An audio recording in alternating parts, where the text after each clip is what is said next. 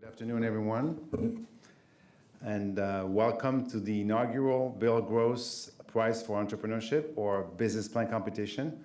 My name is Farina. I'm Caltech's Chief Innovation Officer, and we have a very exciting day ahead of us, afternoon, and that's a day that was made possible by Bill Gross's generosity and through a gift he gave Caltech recently.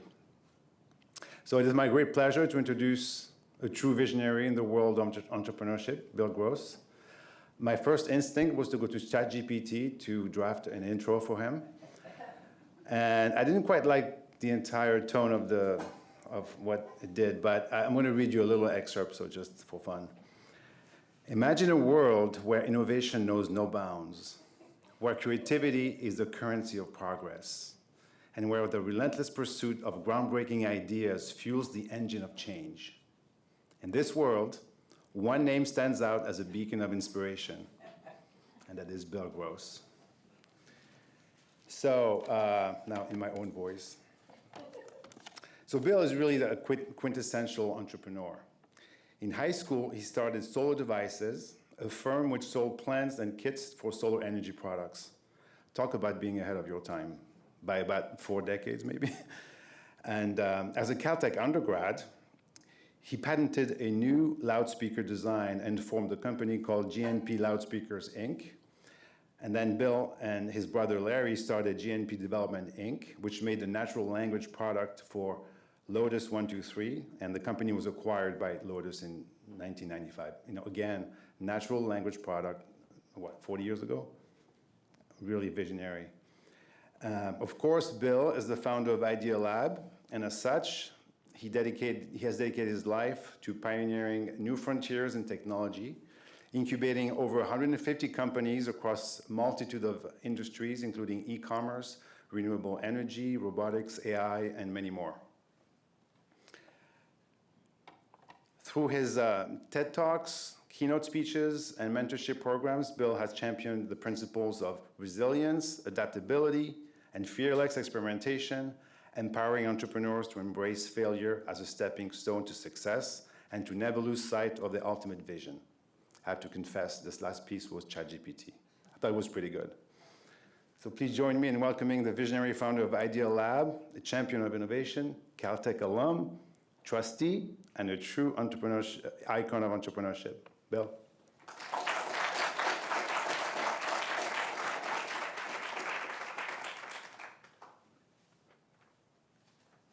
Thank you, Fred. That's very kind of you. Well, I'm really thrilled to be here today, really thrilled to welcome all of you.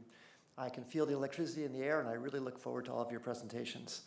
As Fred said, I've been an entrepreneur pretty much all my life, starting back from 10, 11 years old, so I've been doing this for 50 years, and it's been a really wonderful and rewarding experience. But aside from the joy of inventing new businesses, I think entrepreneurship is a great personal growth journey as well. So I really wish that would be something that you can all experience at some point, maybe right now. It's life-changing for sure. I can't wait to see what you share with us shortly. I'm also grateful, Fred, thank you, Fred, Maral, Jay, Brianna, and all of OTT for helping make this event possible. But I'm especially grateful to Rich Jun and Zen Wang of Sunstone ALC. So let me tell you about that. You're going to hear more about that later today. Rich Jun and Zen Wang. Zen, I think you're back there. Yes, Zen. They have doubled the prize money today, and you're going to hear about a special surprise result of that at the end when we're giving out all the awards later on. So I'm really, really grateful for them matching what I'm doing here to make this a really exciting event.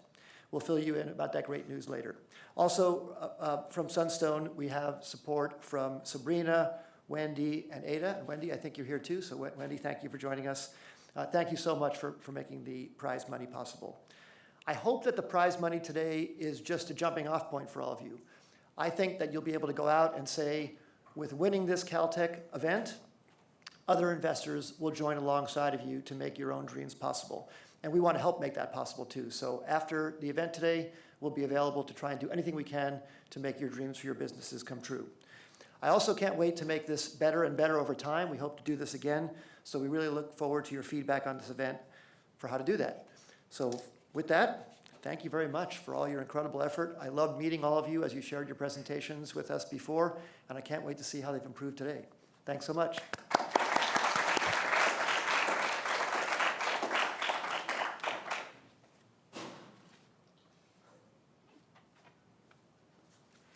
Hi, everyone. Thank you so much for coming. I'm Maral. I'm the director of the Innovation Center here at Caltech.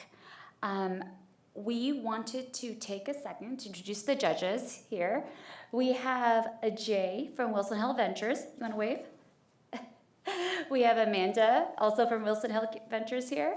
And we have Dave here from Toro and 1200 Verma. So thank you so much for coming and joining us for this first event, for this first ever business planning competition. I just wanted to take a few seconds to go over the format. We will have 15 business plans presented. Each pitch will be about 5 minutes long with 2 to 3 minutes for questions from the judges.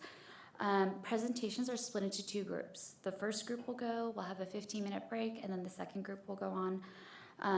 And then while the judges deliberate, we invite you all to join us for the reception, and then we will have the prize announcements going, the prizes will be announced during the reception, so please stay, and we'll see who the winners are, which is very exciting.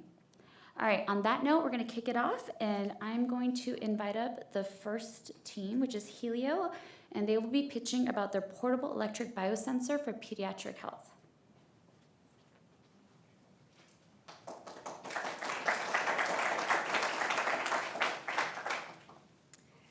Hi, we're Helio, and we're filling the nutritional gaps in children with ASD through data-driven parenting. Imagine your child with ASD who only eats goldfish and cheese. So you, as a parent, worry about their micronutrients like vitamin D and iron because deficiency puts them at a higher risk for heart disease and diabetes. So each month, you take time off work to travel to the testing facility. Your child gets a needle that they dread, and you wait 1 week for results. But without doing this, you can't know how to provide for your child because micronutrient deficiency is invisible. So our goal is to give parents visibility into the nutritional status of their child so they can fill their nutritional gaps. 1, what micronutrients they're deficient in, and 2, quantitatively, how well their diet and supplementation strategies are working. Helio is a biosensor that assesses micronutrients at the point of care, non-invasively through saliva, making it easy to use at home. And the data would transmit to the Helio app, which would show supplements and recipes depending on the nutritional deficiency and its severity. So why now? First, there's consumer readiness to adopt digital health solutions into personal life, with 1 in 3 Americans now using some device to generate personal health data. And since 2021, there has been a 22% increase in the number of ASD diagnoses with children, not to mention that we have conducted 42 interviews with stakeholders involved in developmental nutrition, and we have learned that this is the most eminent and addressable problem. So we will have 2 commercialization paths. We've noticed that of the children with ASD who have nutritional needs, 20% are managed by a dietitian and 80% by parents. So first, we'll have dietitians introduce the device to parents, and we'll partner with insurance providers that focus on children who can pay. And then we'll implement a direct-to-consumer model selling the sensor at CVS to self-managing parents. Now, for a quick competitor landscape. First, we have dietitians, but they cannot quantify the severity of deficiency, how well treatment is working, and parents still have to take time off twice a month. With Nutrifone, it invasively assesses vitamin D and B12 and only 1 micronutrient from saliva. And then with Let's Get Checked, users take a blood sample at home and ship it to a lab. But you still have to travel to a shipping center. It's invasive and a 2+ day wait time. Now, we put our prices at $100 per reader and $150 per strip. And for every strip purchased, parents get access to recommendations in the app for 1 month. So assuming that this device is used once a month for 6 months, the cost per child would be $1,000, a 44% decrease in price compared to dietitians and 8% compared to Let's Get Checked. Now, our TAM is $1.2 billion. This is given that 1.2 million children in the US with ASD have nutritional needs. But our SAM is $355 million. we assume that dietitian-involved parents are likely to buy this faster because they're already proactive about their child's nutrition, and 95% of children are insured. So it's likely that 95% of the segment could get financial coverage on our device. But realistically, only 60% might be willing to spend an extra $200. As for self-managing parents, we'll retain 22% of them, since 56% of children with ASD actually come from a low-income household, and only half of US shoppers regularly visit CVS where they could notice our product. Now, last summer, we built a proof of concept of an electrochemical sensor to quantify ferritin, an iron biomarker, and the 25,000 would help us solidify the very rough but existing correlation we've established and to detect ferritin at lower concentrations. 14,000 would be spent on chemical reagents, and 11,000 be spent on logistical costs to work in the lab 3 to 4 weeks this summer. An additional 5,000 would help us get started on building a vitamin D test. And we work fast because of our team. There's me, Ashley, Bio at Caltech, and Aoi, Bio and CS at Harvard, not to mention our fantastic advisor, Dr. John Harold, an instructor in materials science and engineering at MIT. In 2 weeks, we built a proof of concept. With your help, we can think about expanding testing to other micronutrients and clinically validate our proof of concept, advancing our mission to transforming the nutritional care of children with ASD through data-driven parenting. Thank you.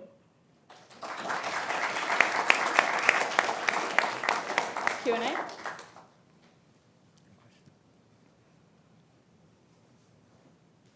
I mean, I can always ask a question. Can you say a little bit about the cost of goods associated with the sensor and the reader, in addition to kind of expanding the panel of what you're measuring?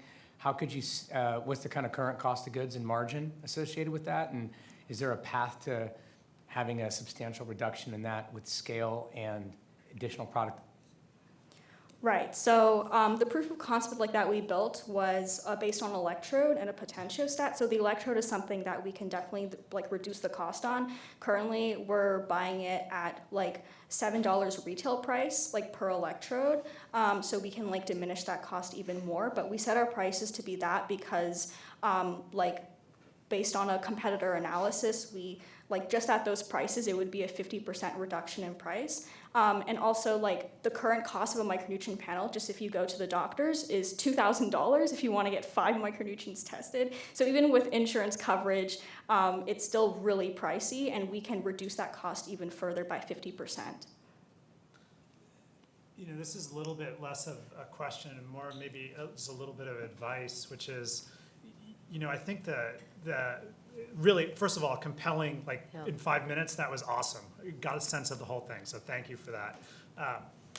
But thinking through your pricing and, you know, price of strip versus price of device and how insurance works and a 2-tier pricing structure, these things are really kind of complicated to get working in the real world. So maybe if you were to win the competition, and maybe you want to set a little bit of the money aside, not just on sensor development, but on thinking about how do I access this market? What is the correct pricing? Because my feeling is that people's pushback is going to be a little bit on figuring that out. And do you want to, you know, limit yourself to ASD? Is that a beachhead to something else? Is that what those other competitors are doing?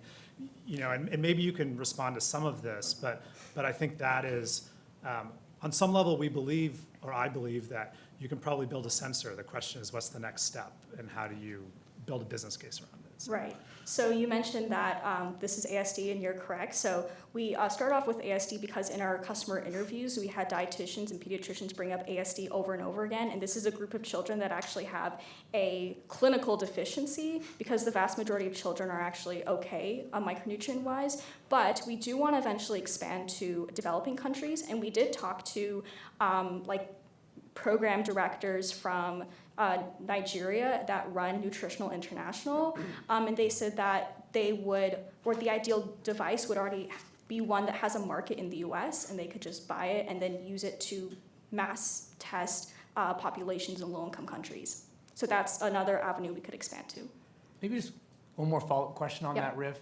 If I have a child with autism, couldn't I just give him 10 vitamins a day to cover this? Yeah, so the problem with multivitamins, if that's what you're referring to, is the concentration in each multivitamin is so low it cannot solve clinical deficiency. You actually have to supplement 4 to 5 times more over the course of 6 months to solve the clinical deficiency. All right, and I have to ask you. All right, thank you so much, Helio. We appreciate that. And next up, I'm going to invite up OcuFlow, and they will be presenting on their device to improve drug delivery to the eye.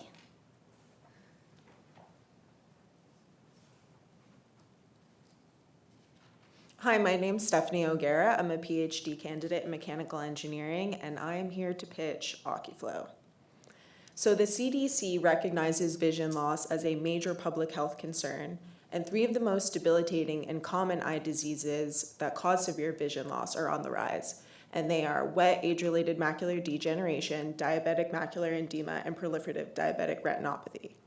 Over 40 million people currently suffer with one of these diseases, and the treatment method is actually the same for all 3. It's a series of injections of antivascular endothelial growth factor.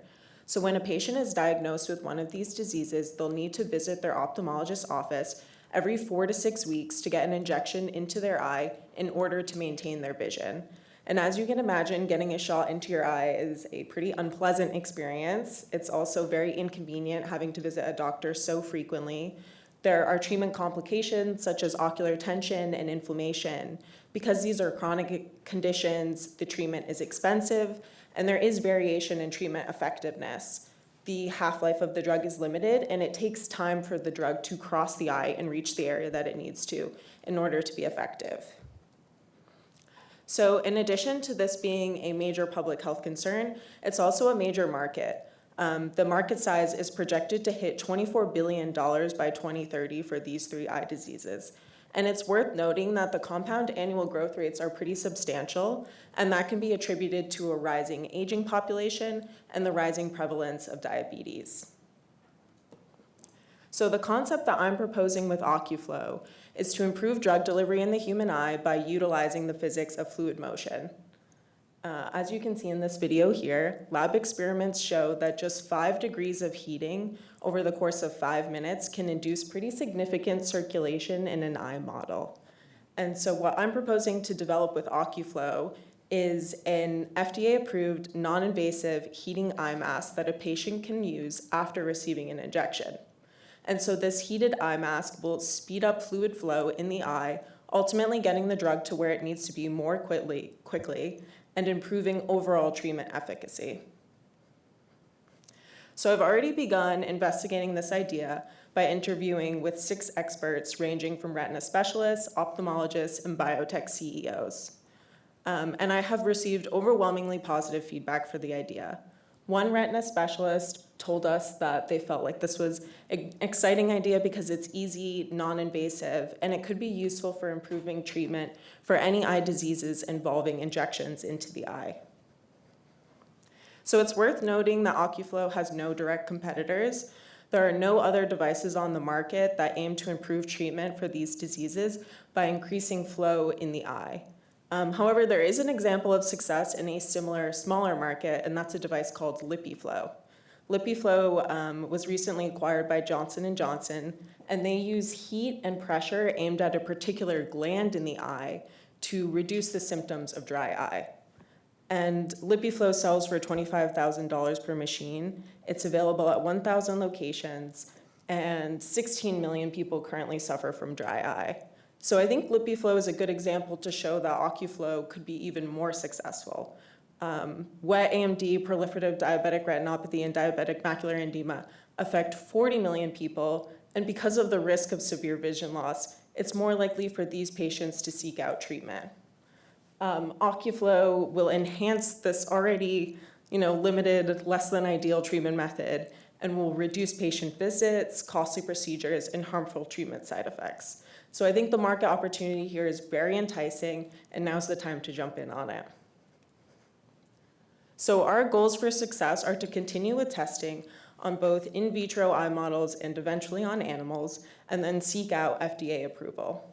We plan to establish partnerships with clinics and ophthalmologists and really develop those relationships with professionals. We aim to market first at doctors, hospitals, and clinics who will purchase OcuFlow for in-office use for their patients after injections. And then we aim to market to patients directly who can purchase this FDA-approved device to use in the comfort of their own home after receiving an injection. And so with that, I want to say thank you for your attention. Happy to answer any questions.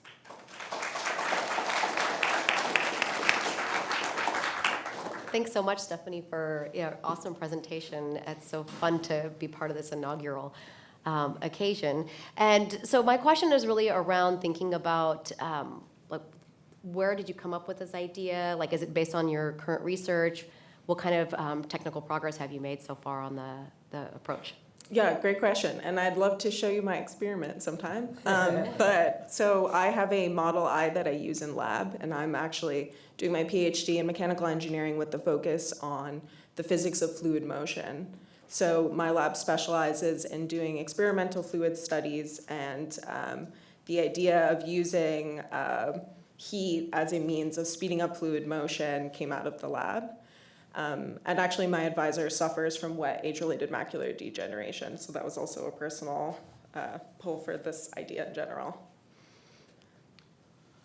Have you gotten any feedback from, and I understand if you haven't, from folks on the regulatory side about what the pathway would be for approval? Because as I look at what you're proposing, is it would actually change how, its goal is to change how the drug, either how long it works or how it acts. Right. And so is it a device? Is it actually a part of the drug approval that you're going to be using it with? Or did you get any advice on this part of it? Right. I haven't spoken directly to regulators, but in the conversations I've had with ophthalmologists and biotech CEOs, it has been something that we've discussed a bit. And it's something that I've been considering as I've been doing my experiments, actually. So LipiFlow is an FDA-approved device, and it heats up 5 degrees warmer than our body temperature, and those are the experiments that I'm performing in lab, same temperature difference.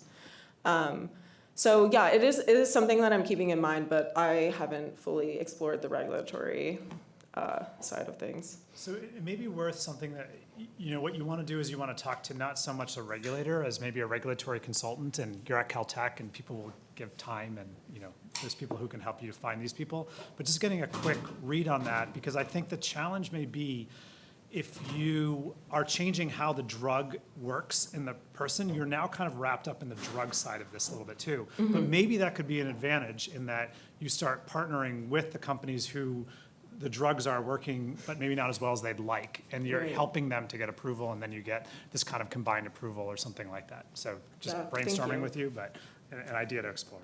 Thank you. Yeah, I appreciate that. We'll look at it. Thank you so much, Thanks. Stephanie. Thank you. Okay, next up, I'd like to invite up Viriya, who will be presenting on their platform to assess carbon emissions to minimize carbon footprints. Come on up.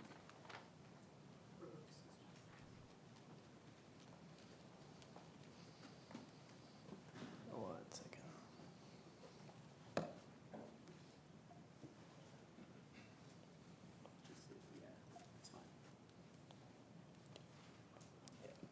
Oh, sorry. It's all good. Broke it. Oops. No worries. Okay, there we go. That's it. Great.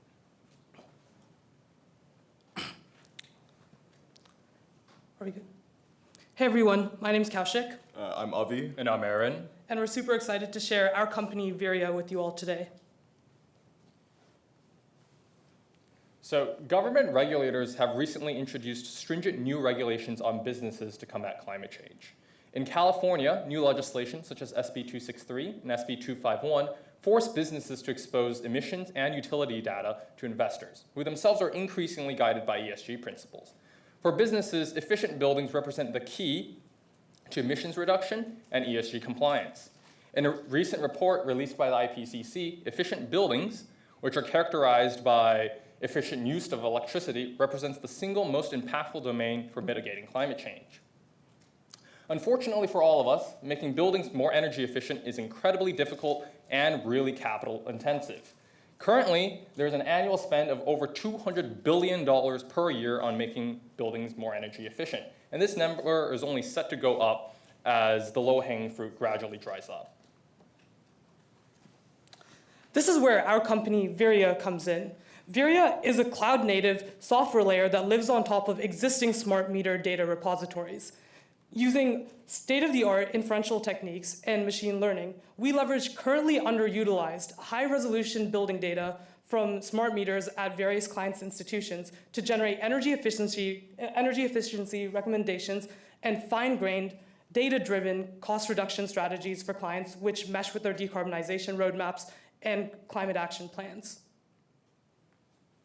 Wasted energy, either due to inefficiencies in the operation of buildings or anomalies in appliances, is a huge detriment to the grid, to the environment, and to consumer pockets. The EPA, according to the EPA, approximately 30% of energy used by buildings is wasted. This amounts to over 245,000 gigawatt hours of electricity, which is enough to power 40 million American homes. It also requires the unnecessary emission of over 92 million metric tons of carbon, which is the same amount as 18 million cars emit in a single year.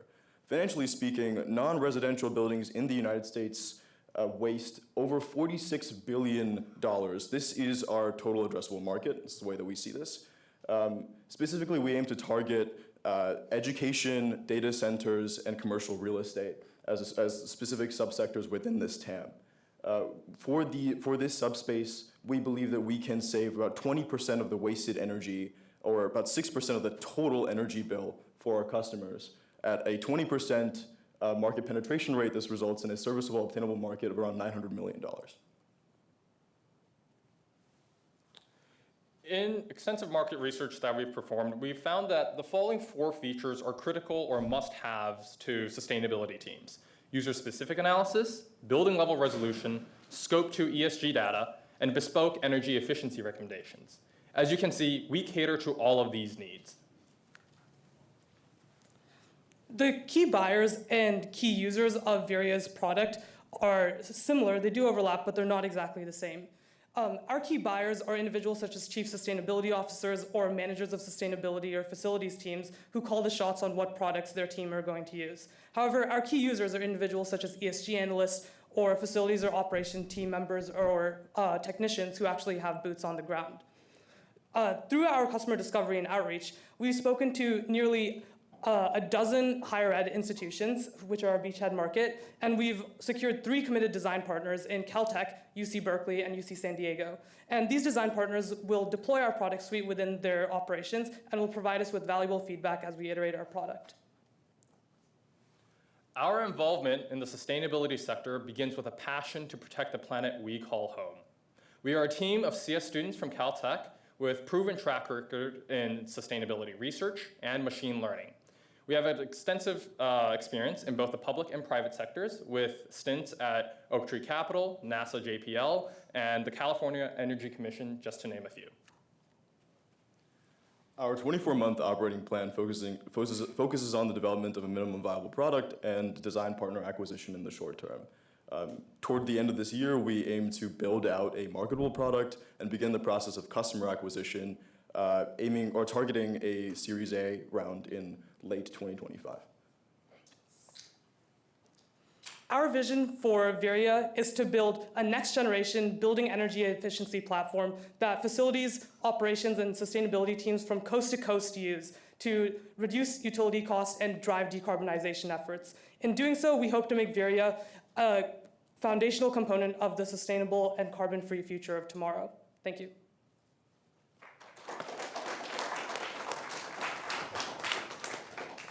So great work, guys. So no question that improving building efficiency is one of the most low-hanging fruits to improve GHG emissions. And controlling this is a really compelling problem. Enernoc did this in the early 2000s and went public on this exact model. They tied in a very clever way to actually sell the reduction in energy back to the ISO market in electrical use and then use that as a revenue stream. The new instantiation of this is a company called Redactive. They're pre-IPO, Canadian pension fund backed them. I know the CEO really well, happy to make an intro, he'd be a great advisor for you. There's two challenges to doing this. One is there's a principal agent problem between the building owner and the building user, and kind of solving that, which is why universities and stuff, they kind of own and operate, totally get that as your go-to-market. Second issue is the control systems around being able to understand what's actually being produced, whether it's the HVAC systems or the lighting systems. This is actually what Redactive solved by doing debt financing to re-engineer the lighting systems. Then they have the control data to then apply the software to and then manage that. They've done very well in doing that. So I think being able to solve that data input problem is going to be one of the key challenges for you guys to be successful. So curious if you have thoughts on that second point, and happy to make the intro after the presentation. Yeah, for sure. Okay, so on the point of data availability and data collection, what we're doing is we're adding a software layer on top of existing repositories of smart meter data. So we're dealing with electrical metering data from buildings where the resolution is at like 1 second or higher. And there are a lot of campuses across the country that are starting to implement these high resolution building meters, and that's kind of our target market. And so we have this like fire hose of existing data that is just kind of underutilized because no one really knows what to do with it. What we do is we apply something called non-invasive load monitoring, which is basically where you take the aggregate signal from an electrical meter and then disaggregate it into various principal components that correspond to different appliances that are on the electrical network. And so then we can detect anomalies in operation and figure out from a top-down perspective what exactly is happening with a much greater degree of clarity than our competitors can. Okay, thank you. Super cool. My question is around sort of the competitive landscape. You had that nice slide that kind of showed the different players. So Watershed, I think, is one of the bigger ones who's looking at sort of corporate ESG. So I'm curious, like for folks who have more of a current market position, how would you beat them, or how would you ensure that they wouldn't also kind of jump into the same kind of approach you're pursuing?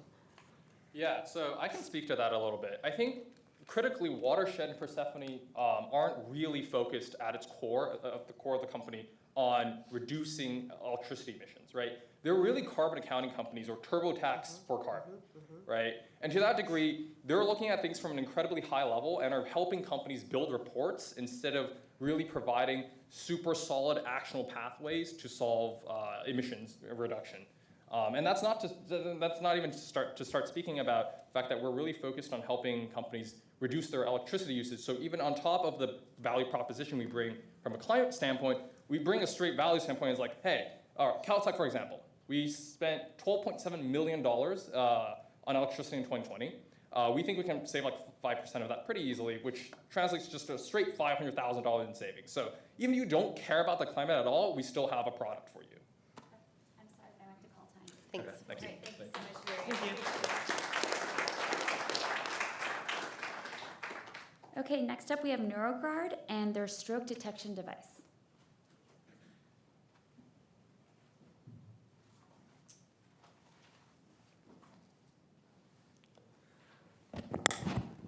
Hello, everyone. It's my great honor to introduce you NeuroGuard, a stroke monitoring device. So why do you care about stroke? Because annually about 230,000 stroke cases happen during sleep. These are particularly bad because people only realize when the stroke patients wake up. That means several hours has already been passed. And those patients have missed the golden intervention hour. That will lead to increased brain damage, limited treatment options, long-term disability, and increased healthcare cost. So to solve these issues, we came up with this idea, NeuroGuard. It's a wearable headband people can wear during sleep that can continuously monitor the conductivity of the brain during sleep. Because our brain conductivity drops 10 times when stroke happens. And by measuring that, we can tell when the stroke happens immediately, so people don't have to wait until the patients wake up. The technology is pretty simple. It's very similar to transcranial magnetic stimulation devices available on the market.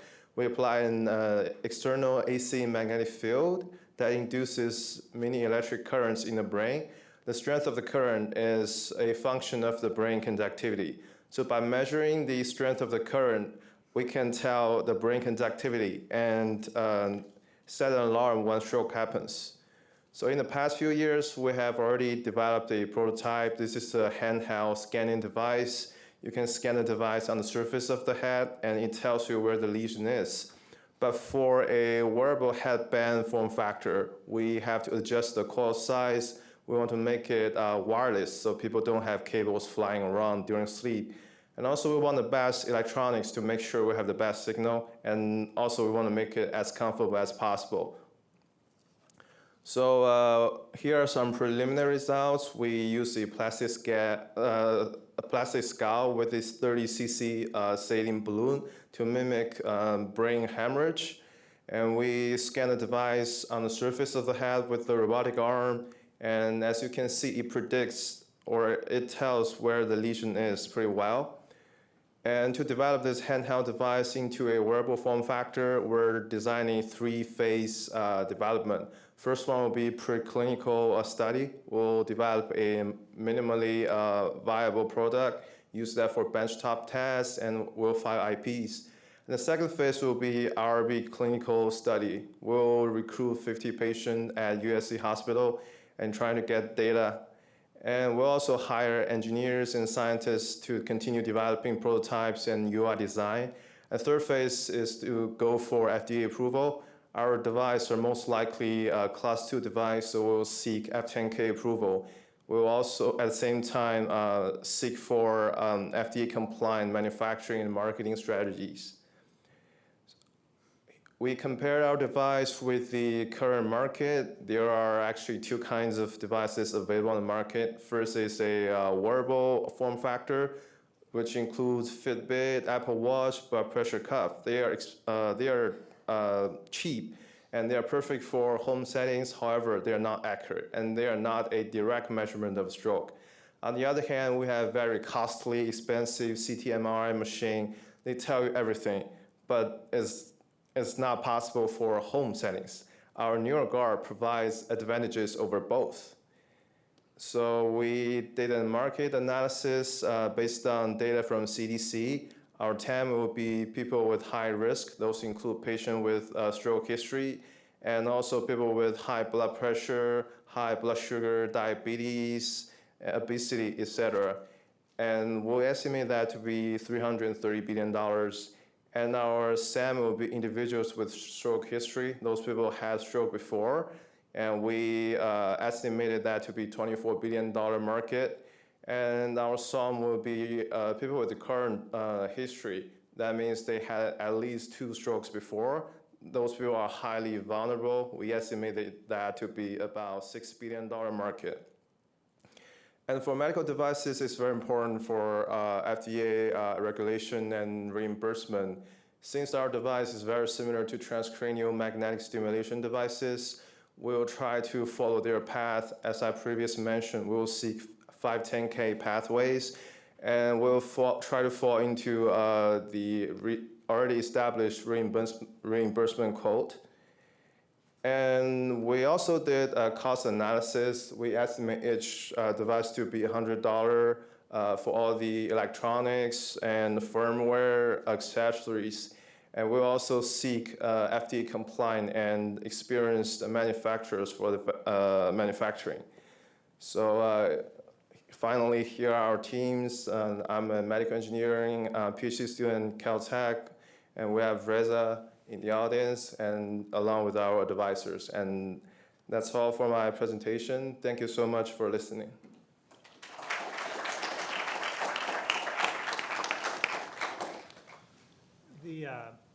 For the recurrent stroke population, which is a nice starting place for this, as you pointed out,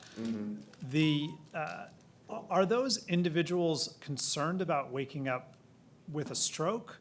Or are they concerned about diagnosing, whether something is or isn't a stroke? Am I having a microstroke? In other words, what part of this is sleeping the concerning part of this, or is knowing the concerning part of this?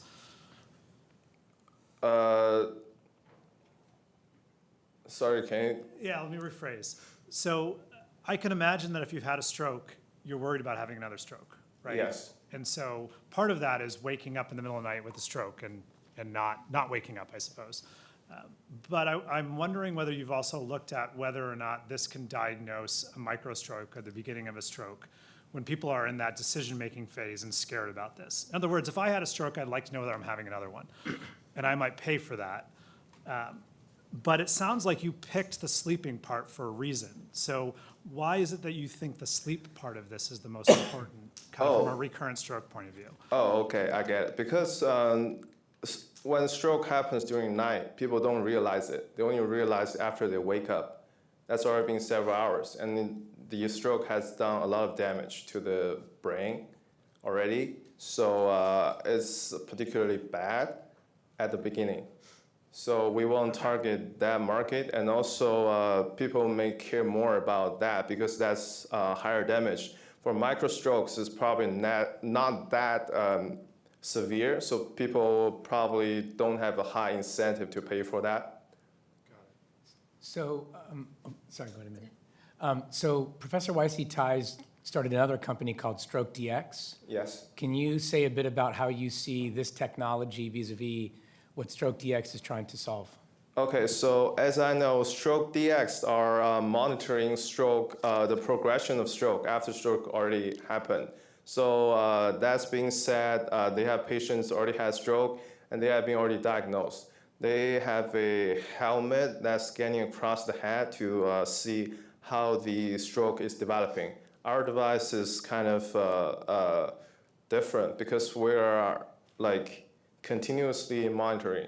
So we can do it at home monitoring while they can mostly do it in the hospital. So our device can tell when stroke happens immediately. All right. Thank you so much.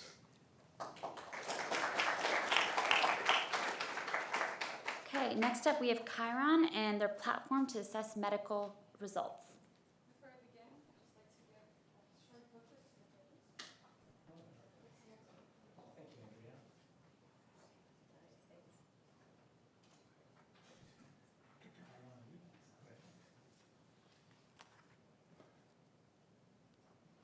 Hello, my name is Andrea Olsen, and I present to you Chiron, a personalized AI medical analyzer. Everybody wants to know more about their medical situation.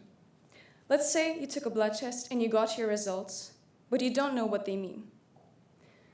Normally, people in your situation turn to search engines like Google or generative AI like ChatGPT, but none of these are trained on medical data.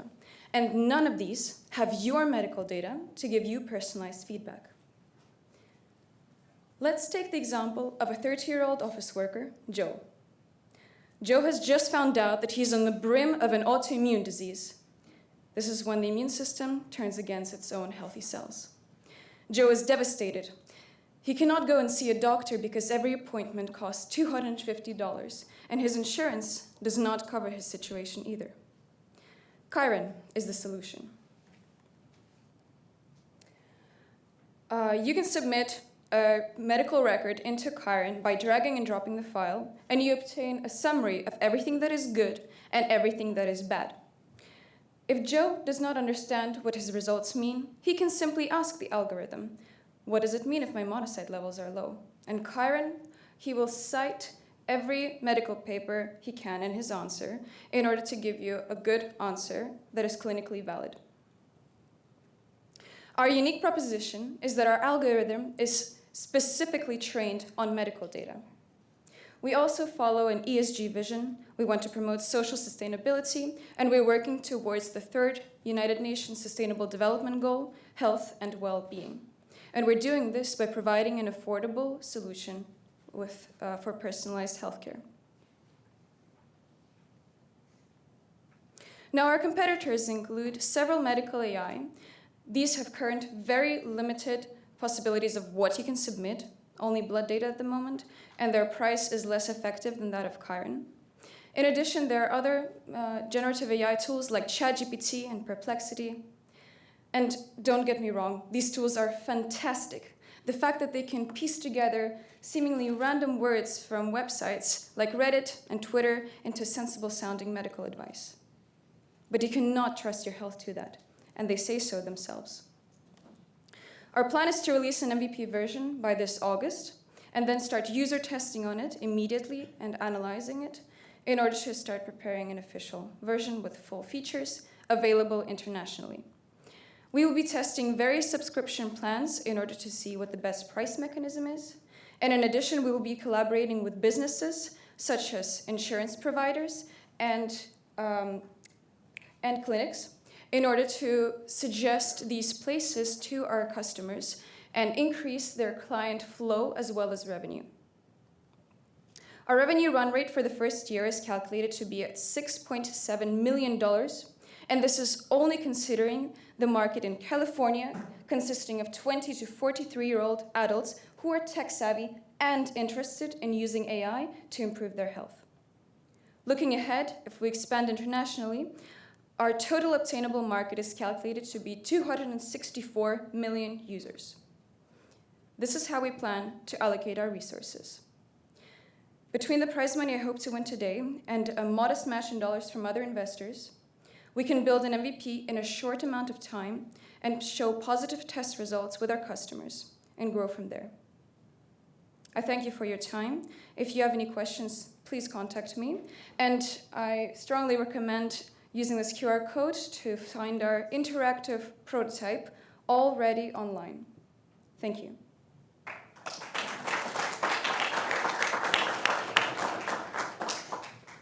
So first, amazing. That was really interesting. I didn't know what to expect from the quick summary. So one question, what are you going to use for training? Just because of the HIPAA compliancy, and where do you get data sets on this medical? Is it easy, or do you have them already, or is this going to be a challenge for you?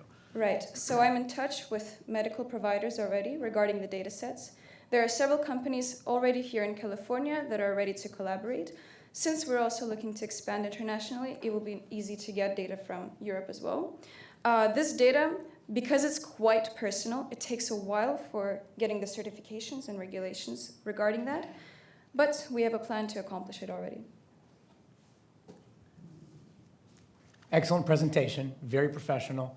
When you think about the willingness to pay at $29 a month, I think there's going to be a little bit of a trade-off of how actionable you can make your recommendations before the FDA starts to really get curious about how you're working.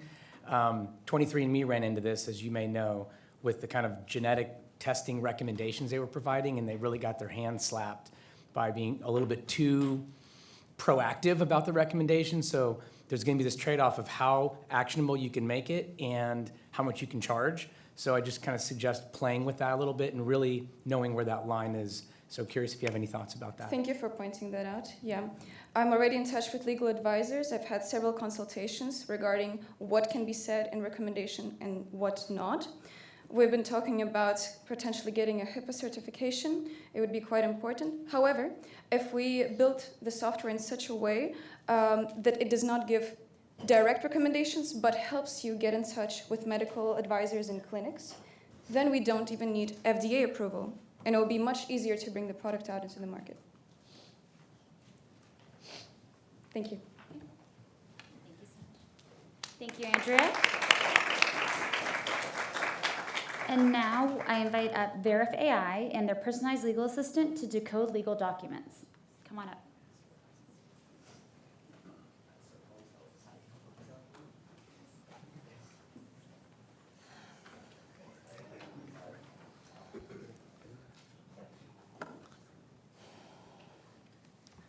Hi there. We are VerifAI now. Before we begin, we request that all of our judges and panelists sign a media release as we have a hypersensitive GPT code. Several pages. That being said, for those of you who did sign, sorry, we kind of screwed you over. Hidden in section 2.6 behind some obtuse language is a clause that guarantees 5 minutes of our time from you. Sorry about that. Now, with that being said, this is a lighthearted joke, but in reality, this is a problem that befalls tens of millions of Americans every year. They sign a clause with the predatory agreement, and they're screwed with their renter's agreement. Now, enter contract decoder. So the first problem we're trying to solve with Contract Decoder is that leasers are not aware of their rights. A staggering 82% of renters lack a basic understanding of the leasing laws that constitute their rental agreements, and it's this lack of awareness that makes leases the fourth most common cause of civil contract dispute in the US. At $700, there are a lot of people who simply aren't willing to pay for a lawyer to review their leases, and this data clearly points to the need for an accessible tool that makes it easy for consumers to understand what their lease actually means. And this is where we step in. Our state-of-the-art generative AI-powered tool empowers renters so they're able to understand complicated legal jargon. With Contract Decoder, clarity is no longer a luxury. It's a given, paving way for more informed and better decision-making opportunities for users. And we also envision a future where our current contract decoding technology can be extrapolated and expanded to other domains and contract types, such as navigating employee agreements or even dissecting the subtleties of terms and conditions. Now, this all started when our buddy Zach signed his first lease. Now, he signed his lease, this landlady was real sweet, gave him a big signing bonus, so he didn't look twice when he signed the contract. But then a year later, he's severely regretting it, and we're gonna see how Contract Decoder could have helped him avoid this. Now, with 1 click, 2 click, and bam, Contract Decoder will have understood all the legal jargon in this dense contract and flag out all the potential risks in the contract. And one of them here, section 2.1, says that the landlord may assign anyone to be your roommate without your permission. And personally, that is not my cup of tea. I want to be put in a room with a Dhruv right here, because I don't know, man. Oh, and future, we have some potential revenue sources in suggesting law firms to take future steps if there are actually risks in the contract. Well, I'm a little offended that you would say that about me, James, but let's get into why we think we're something special in this market. You look at the market for legal contract decoding. There are already enterprise firms that target B2B services, and they provide AI services to help out businesses decode contracts. There are big law firms that aren't accessible to people because of their high costs, and they don't instantly give feedback to the user to signing their contract and their lease. And of course, Gen AI tools already exist. Like, we all remember Fred's speech while introducing Bill Gross right at the start. It's not specialized for every task, right? We all got it. Joe, this is where we come in. There's a clear gap in the market. There is no product that is consumer-friendly and effective, and that is our bread and butter. We are not selling legal advice. We are selling peace of mind. I want you to think about this as insurance. When you're signing a lease, you just want to know, for a few bucks, you just want to know whether you'll be safe in your new house, signing a rental agreement. You don't have to consult a big lawyer. If there is an issue with your contract, absolutely, we'll even recommend lawyers for you to go to, and that could be another revenue stream. But we are simply making sure that you know what you are signing.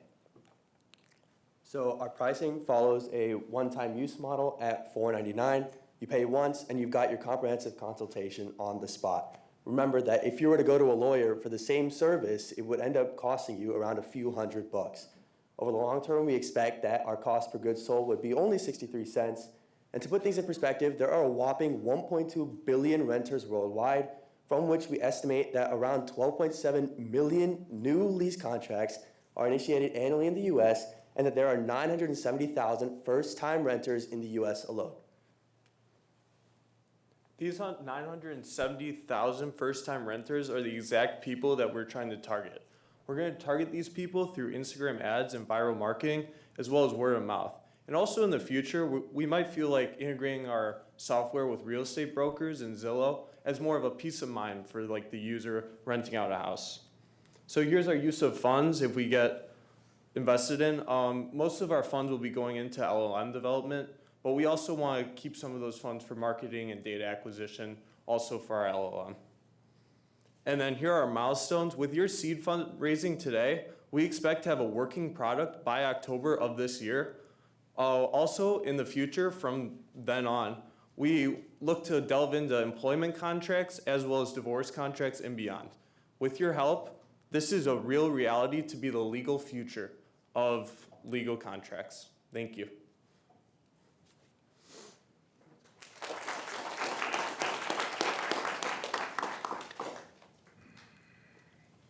So the back end tools that you were using, are they going to be commercially available like ChatGPT, or would you build your own? Yeah, so right now, obviously, there's a lot of foundation models available open source on the market and that have business licenses. And we will use our proprietary data that we acquire and also in-house engineering that Aman here is very familiar with to make specialized and tailored models for this kind of application. So. Yeah, I also wanted to quickly touch on how we're going to get the data. So we're going to be targeting pro bono lawyers, and there's also lots of resources online where we're going to get these contracts from and train our model on. We're going to be using Amazon SageMaker, and we have like a pretty well thought out plan for how we're going to build our model. Yeah, a little bit on that. Relative to many other markets, the law industry is heavily open source code, right? So in order to train our models, most of the data is readily available for us. So it's just a matter of building that LLM. You know, I wonder whether the one big potential market here is if you get a contract you don't like, this spinning out maybe with another lawyer checking it, spinning out an addendum to the contract that you would then present to the landlord as, hey, we don't like this, but you sign this and we're ready to. And maybe you charge $50 for that or something like that. Exactly. So that's considered to be a part of like one of our future additions to our model. So currently, right now, it's just diagnosis, but exactly, future down the road, we're looking to have action plans that we can guide people towards. Great presentation, nice uniforms. In terms of go to market, you know, one thought I had from a milestone perspective, you got a good tech roadmap. Mm-hmm.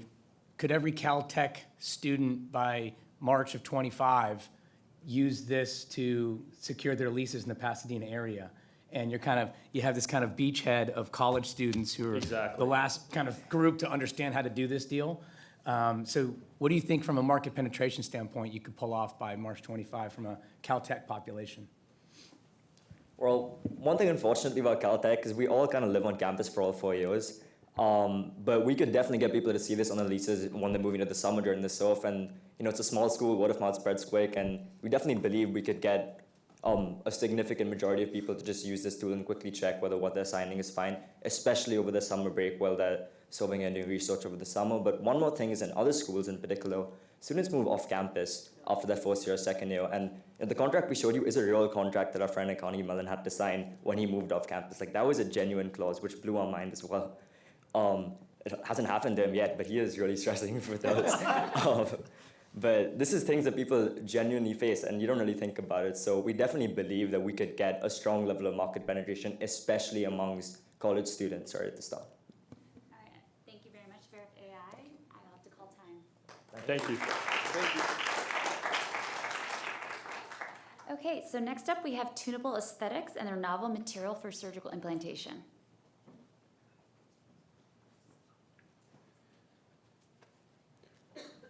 So we are Tunable Aesthetics, and our purpose is to create joy through smart materials for healthcare. Facial surgery has the potential to change patients' lives. However, it can be divided into two classes: short-term solutions such as Botox and fillers that have the benefit of being minimally invasive. However, they only last for 3 to 6 months typically, and as a result are very expensive for long-time use. Also, there are long-term solutions such as facial implants and facelifts. These have the benefits of lasting for 10 plus years. However, with them come long recovery times and high risks. Additionally, if any changes are needed to make for the patient, they have to go back under the knife. And unfortunately, as we age, our skin tissue changes, and this leads to the need for revisions. The work at Caltech on ultrasound-triggered shape memory polymers has presented us with an exciting new solution. We produce our polymer in a home shape, which then during device production is transformed into this temporary shape. By reheating the polymer through high-intensity focused ultrasound, we are then able to sculpt the polymer into the desired shape. This allows us to make thin implants that can be minimally invasively inserted into the patient through strip injection. They can then be sculpted through Haixu to produce the desired outcome for the patient. And they can be re-sculpted throughout the lifetime of the patient through further Haixu sessions. This work's only possible because of the amazing collaboration between laboratories at Caltech. These ultrasound shape memory polymers were conceptualized by Professor Grubbs. Professor Joray is an expert in ultrasound acoustics and ultrasound propagation through skin, and Professor Mackeo is an expert in Haixu, especially in animal models. In developing this technology, we collaborated with a well-renowned plastic surgeon to come up with our specifications. And he said that this technology could be the most impactful product in plastic surgery since Botox. The applications we're looking at initially are facial implants with a market size of $2.5 billion and is actively growing. We're also looking at reconstructive surgery as an application. The current US cosmetic procedure market is at about $14 billion, and between 2019 and 2022, facial procedures specifically saw 18% growth over this time period. There are a lot of well-renowned companies in the facial implant market. However, none of them offer non-invasively reshapeable implants. And that's our beachhead market, is the production and sale of these implants. Assuming 10% US market capture, we estimate an annual revenue of $150 million. Our initial model will be comprised of adjustable implants tied with current FDA-approved Haixu devices. We additionally plan to develop our own Haixu systems to allow for more precise control. However, our technology can work with currently available systems. Our team is comprised of myself. I am a graduate student in chemistry with expertise in polymeric materials. My co-founder is a postdoc in mechanical engineering with expertise in ultrasound wave propagation and mechanical design. We've been funded for the past 3 years through academic research grants at Caltech, and we're in discussions with Caltech regarding the licensing of this IP. Our 5-year vision is to have developed several devices, have extensive animal testing data, of which we are coming up on week 2 of our first long-term mouse trial, have clinical testing data, and as a reach goal, we hope to have FDA device approval. Our preliminary design that we're looking at, we also hope to have preliminary design of the Haixu control system. Our timeline that we're looking at is about 2 to 4 years and $2.9 million to get through the preclinical trial stages. And it's a bit of a reach, but we're looking at 5 to 9 years and $11 million to get to initial FDA approval for what we expect to be a Class 2 medical device. Thank you for listening. We're very happy to answer any questions, and feel free to reach out.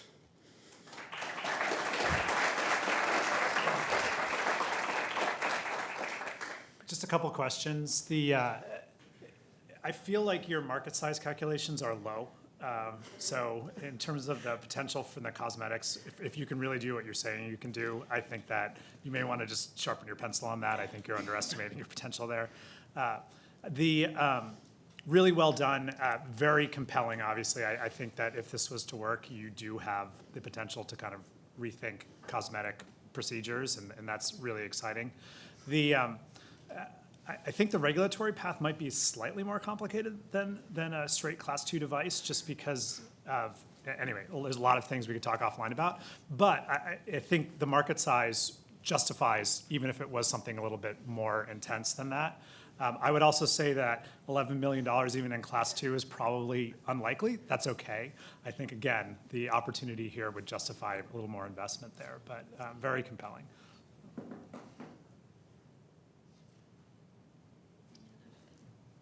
Just to echo, I think this is a huge market. When you think about the use of the ultrasound to kind of reshape the polymer, do current plastic surgeons, or cosmetic technicians or whatnot, do they have the capabilities to do that? Or so how do you see that element? Because I can see the proof point of the safety and efficacy of the polymer, but then there's this kind of additional step in the supply chain of having a infrastructure to then do the reshaping. Where would you see that integrating into the system? So that's actually a great question. And we actually have the benefit of there's a fairly large number of plastic surgeons already have Haixu in their clinic. It's being used currently to produce, stimulate collagen production under the skin, and it's currently actually fairly common around the more expensive plastic surgery clinics. Any other questions? Okay, great. Thank you so much. Appreciate it. Okay, so we have one last group in this first portion. However, they could not be here and they did a video pitch for our judges to consider. So we're going to run that right now. Hello, everyone. My name is Laura Lubert, and I recently obtained my PhD in the Lab at Caltech. And I'd like to tell you today how to catch 1 trillion viruses and unlock their vast potential for disease prevention and treatment. I'd like to start with this image from the James Webb Telescope. This is the most detailed image of our distant universe to date. And according to NASA, this image with all of the stars within it are to our night sky, like holding a sand corn at arm's length. If we were able to look at our entire night sky at once, we could count between 10 to the 22 and 10 to the 24 stars. I'm going to use that number to put another number into perspective, which is the number of individual viruses on Earth, which is 10 to the 31. That's 100 million viruses for every star in the known universe. Now you can imagine just by their sheer number, viruses are all around us. Many of them cause disease in humans. We're learning more and more that viruses are the underlying cause of diseases where we previously did not expect them. And the fact that we still don't really know where SARS-CoV-2 came from tells me that we're really bad at just generally keeping track of them. The thing is, we already have the information that we would need to keep track of these viruses and identify them in the form of RNA sequencing data. RNA sequencing data is being collected worldwide on a massive scale in research, agriculture, and healthcare. There's over 30 petabases of public RNA sequencing data. And every time a human tissue is sequenced, we also sequence the RNA of the viruses and bacteria currently infecting that tissue. So we have all the information already. The problem is it's extremely difficult to quantify something that you don't know is there yet, especially if you also don't know what it looks like. So we were not able to quantify this information until now. During my PhD, I developed a method that allows us to identify viral RNA in RNA sequencing data, even if we don't even know that the virus is there yet. I do that based on highly conserved sequences. And through that, my method, Callisto, allows the detection of 16,000 more viral species than existing methods. That's 1 trillion viral species that we can detect at single cell or tissue resolution. And we can do so in an extremely computationally efficient manner.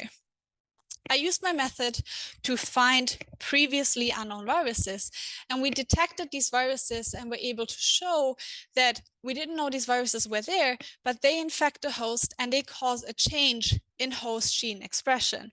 Now you can imagine how such a method is extremely useful in global viral surveillance and with that also in pan-vaccine development. But I wanted to today focus on another future direction, which is the development of viral vectors for gene therapy. In gene therapy, a healthy gene is introduced into a target tissue to replace a defective gene and hence treat a patient and hopefully allow the expression of the healthy gene. Currently, the design of viral vectors for gene therapy is limited to adenoviruses, adeno-associated viruses, or AAVs, and lentiviruses. And we've kind of reached a limit there because there's only so much that we can do to the capsids of these viruses to target specific tissues, especially tissues like the brain, which are extremely difficult to reach. So I propose a new generation of viral vectors for gene therapy that leverages the patient's own virome, viruses that we already know are infecting these tissues that can effectively cause a change in gene expression in these tissues. And now we actually have a method to find these viruses, identify them, characterize them efficiently, and at a really large global scale. A market for viral vector design is very straightforward. Here are just a few of the pharma companies currently developing gene therapy methods. And all of these companies need viral vectors that effectively target their tissues of interest. Why me? I have a PhD in computational biology. I also developed and distributed a program called GGET, which has over 100,000 users worldwide. So I know how to develop code that has real-world application and that is deployed on a global scale. I have extensive wet lab and computational experience, and I'm the lead developer and first author on the method that I described today, and also an inventor on the associated patent. Why now? I've mentioned today the challenges in gene therapy. I also want to zoom out again and talk about surveillance. Experts agree that the next pandemic will be viral again. So the question is just which virus will it be? And will we be able to catch it in time to prevent a global pandemic like what happened with SARS-CoV-2? Thank you.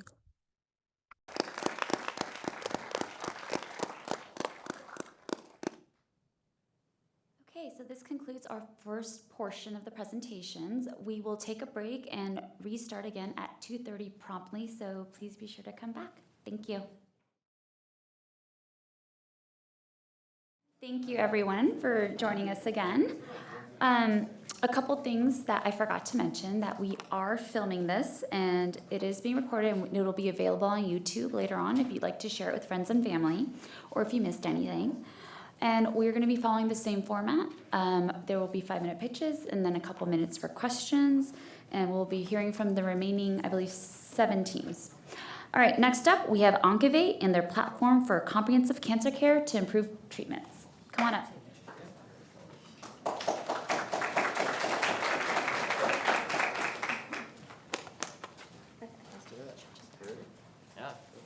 Okay. Hi, everybody. We're Team Oncovate. I'm Arya, this is Albert, Adarsh, and Shen, and we've been developing a precision oncology project with my PI, Professor Calvin Koh at Stanford University, and with Stanford Medicine. So look, cancer is hard. And here's why. Even for a single type of cancer, there's a wide variety of genetic mutations and variations that make each case unique. And to determine treatment outcome, it's important to understand the genetic makeup of your patient. So this leaves doctors with the hard task of determining which genetic tests to order from the hundreds that are available. So optimizing this process is important because not only are these tests expensive, but the results can also take weeks to arrive. Even worse, first-line treatments don't always work, and sometimes patients can develop resistance. And it's in this area that we can see a place where we can speed things up, cut costs, and improve patient well-being. So our goal is to accelerate the treatment timeline by streamlining test selection and forecasting patient outcomes. Okay, let's talk about the machine learning. So past approaches have lacked accuracy, explainability, and flexibility. And machine learning is generally hard, especially so in the medical setting, because of problems like inconsistent data sets, lots of missing data, and the fact that the AI models themselves are very hard to understand. So our solution is a novel mass modeling approach which holds several key advantages. One is that we have increased data volume. So we're able to train across multiple, very diverse, inconsistent data sets with lots of missing data, which itself is a big advantage because it gives us very high accuracy. And beyond that, we can also explain why we made our predictions. And finally, the model can also request to have more data if it'd like to be more confident in its predictions. So currently what we have done is a pilot on public data sets that consist of genetic data as well as demographic data. And we've predicted the treatment outcome for a given patient. So what's important here is that we've already coded this using a custom tabular transformer. It's not a normal sequence-to-sequence model, so it's not a language model. This does not exist in the literature. So this gives us a unique advantage. And also, it's well known that AI models are black boxes. They really can't explain why they made their predictions. So to resolve this issue, we've used an algorithm called Shapley additive explanations. And this allows the model to show its work. So I can tell you, these are the variables that are most important in influencing the predictions and how much they influence the predictions. So by doing this, we can build increased trust in healthcare providers that want to use our model. And also, all of our IP is protected by 4 provisional patents. So some quick stats. we've achieved 91% accuracy, which is favorable compared to our competitors. But what's important to note here is that this is just on the public dataset pilot we've been doing. We see potential for increased accuracy on our proprietary dataset, the Stanford STAR dataset, for reasons like more patients, more variables, less missing data, more types of cancer, and also more types of data, like images. And finally, here's a detailed visualization of how the model uses Shapley additive explanations in order to say, these are the top 15 variables that influence the prediction, and if they influence it positively or negatively. So you can see in this example that radiation therapy over here is the most influential in the predictions of how a patient will respond to a given treatment. So looking at the business numbers, apparently we have to be here. We're looking at $20 to $30 billion in created value in the US only. For context, there's 17 million cancer patients in the US, contributing an annual burden of $200 billion in the US, and we're growing at like a healthy 12% annually. So how does our product compare to its competitors? We have better scalability because we are a data aggregation company and not a biomarker testing company. We also have greater insight potential because the foundation model trains on the interactions between variables as opposed to a specific task. Yeah, so we also have a really clear go-to-market strategy. So next week, Stanford's IRB board is going to convene to approve our request for 1 million chart reviews from cancer patients. And so with that, we'll be able to develop a full model, a comprehensive model. And from there, we'll start our Stanford Medicine pilot program. So what this would entail is for 6 months, Stanford oncologists are going to treat their patients just like normal. But at their side, they're also going to have our model. And so what this is going to allow us to do is to verify the accuracy of our model, but also to improve our model by incorporating clinician feedback. From there, we're going to replicate this experiment once more, this time at City of Hope. And the goal of these pilots is to gain community and stakeholder trust, because truly that's absolutely essential in the medical field. And after having proven our concept, it's really easy to scale our product because it's software. There's very little barriers to growth. And so it's really easy for us to reach healthcare institutions and hospital systems across the country. So to recap, we have our new tabular transformer model that can train across data sets. We have, in addition, the Stanford Medicine partnership that gives us access to both the proprietary data and also a clear beachhead market. And what we're missing is money to buy hardware so that we can train offline and keep this patient data secure. Thank you.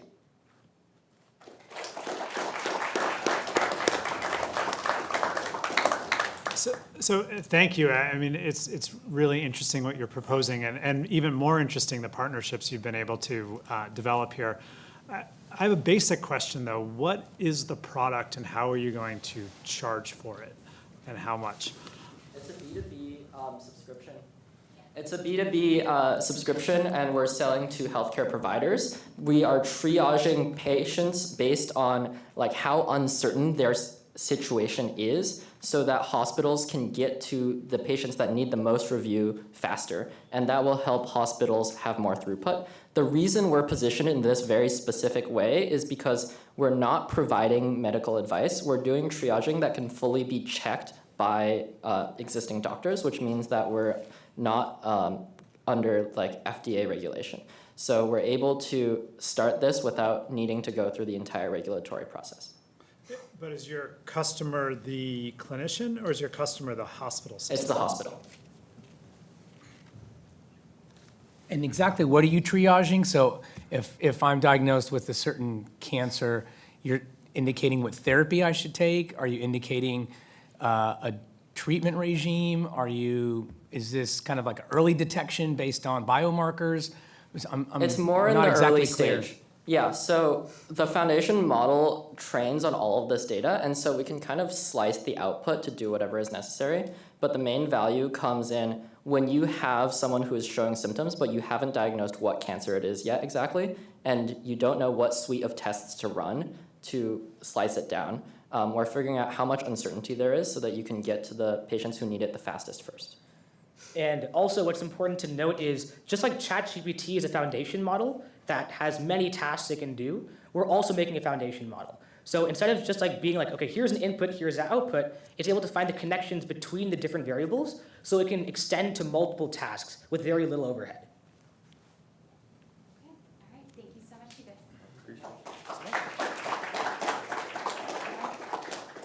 Next up, we have PulseGuard and their specialized technology to disrupt biofilm formation. Thank you. Cool.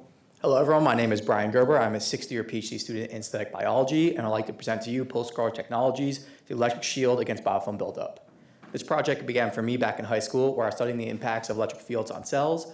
Very briefly, electric fields impact charged molecules, such as those in lipids and in proteins, and generally disrupt cells and their ability to form membranes. Throughout this process, I built a variety of parallel plate electrode apparatuses and started thinking about the implications of electric fields on cells. This led me to biofilms. So briefly, biofilms are collections of microbes, typically bacteria and fungi, that attach to surfaces and secrete extracellular polymeric substances, such as proteins, lipids, polysaccharides, and extracellular DNA that make them really hard to remove from the surfaces. And we're aware of biofilms in everyday life. This is the slime on rocks and rivers, on our showers, and on our teeth. Now, biofilms impact a variety of industries. In the medical industry, about half of the hospital-acquired infections are due to bacteria on sterile devices. In the US, we have over 2 million miles of pipes that have biofilm buildup in them. We also have personal hygiene. So if you think about your oral microbiome, you could have an electric field generated while you brush your teeth to additionally attack the oral microbiome.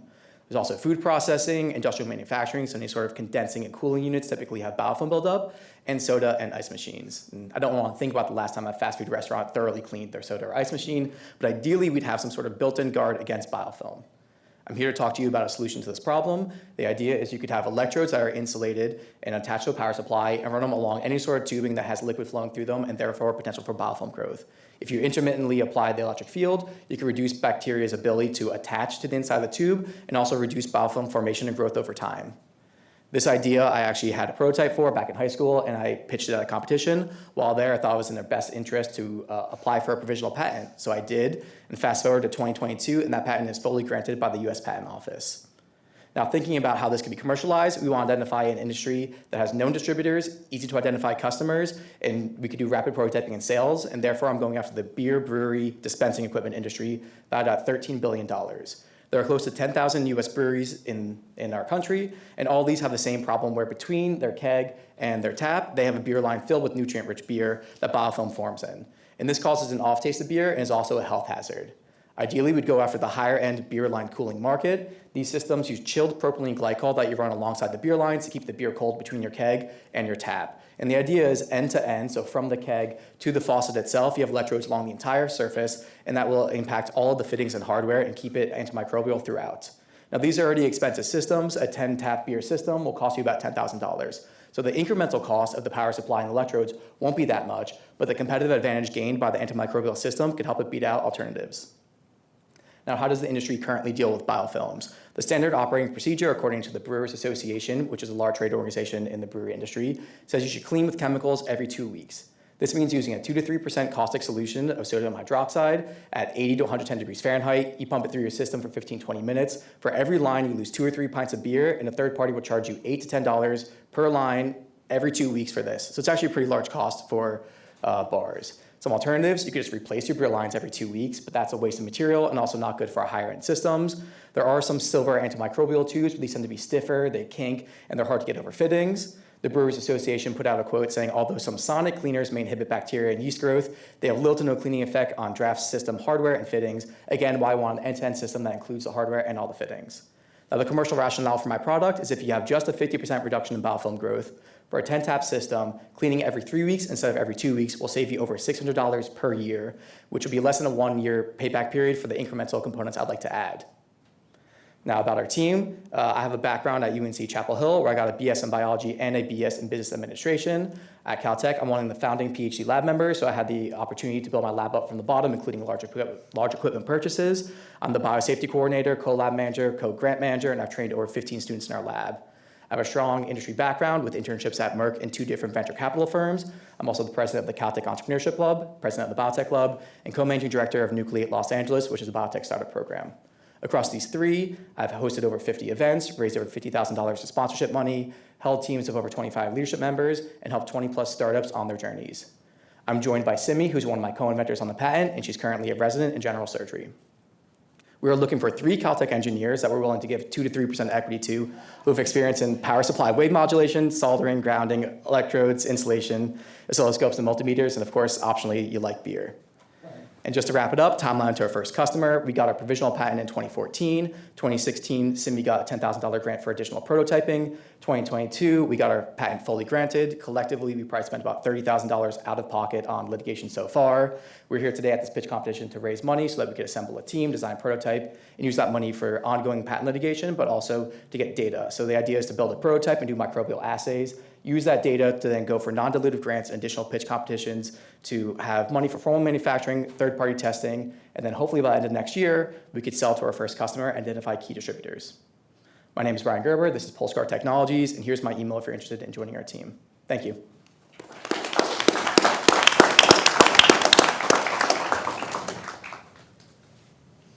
Thanks, Brian. That was super fun to hear your whole journey from high school on. So how much do you think it would cost you to get to a commercial launch? Oh yeah, so first prototype could probably do for 6 or 7K. It depends on how many iterations you want to do in the power supply you use. So assays, all that stuff, maybe add it up to 10K. So just get the first prototype, pretty cheap. But then if we're going after high-end systems cost about $10,000 already. So the manufacturing will definitely add up there. So how much do you need to raise? That was my question. yeah, so for prototypes, first 25K, but to actually get to like a manufactured, probably in the 100 to 200K to get a first actual product to a customer at low-end scale. And of course, as we scale up, we could get cheaper costs on our manufacturing. In terms of the safety of having an electrical current next to fluids, yes. Say more about how you want to manage that. And then maybe a little bit on if I actually had a power supply near these systems, couldn't I also use UV? Yeah, good question. So on the first one, on the safety side, these electrodes are fully insulated, so there's no actual current running between the electrodes, which means there's also very low power draw. So if you do a lower voltage range, and our patents everywhere from 5 volts per centimeter up to 20 kilovolts per centimeter, so a pretty large range. But on the low end, you have a very low chance of having any sort of like dielectric breakdown. So that is mostly going to be on like the engineering side, having it to be really well insulated. And the second question was what? Sorry. In terms of like UV or other, if I could charge a system like that, couldn't I use other technologies? Yeah, so UV needs direct access. So you would actually have your lights inside the tubing, which could be a little difficult. The electrodes could be outside any sort of tubing, so they could also be retrofitted onto any existing system, including large-scale manufacturing. So as opposed to UV where you'd have to like have access, and people have actually looked at UV light for like ice machines, and it's really hard to get the UV into all the little nooks and crannies. But electric fields have this more dispersed feature. Between the 2 parallel plates, there's a uniform, but around the outside, there's still a fringe effect. So it'd be a lot better at actually getting all the nooks and crannies than UV would be. Okay, I'm sorry, I have to call time. Okay, thank you. Thank you so much, Brian. And now I'd like to invite up IND Copilot with their software solution to streamline the IND process.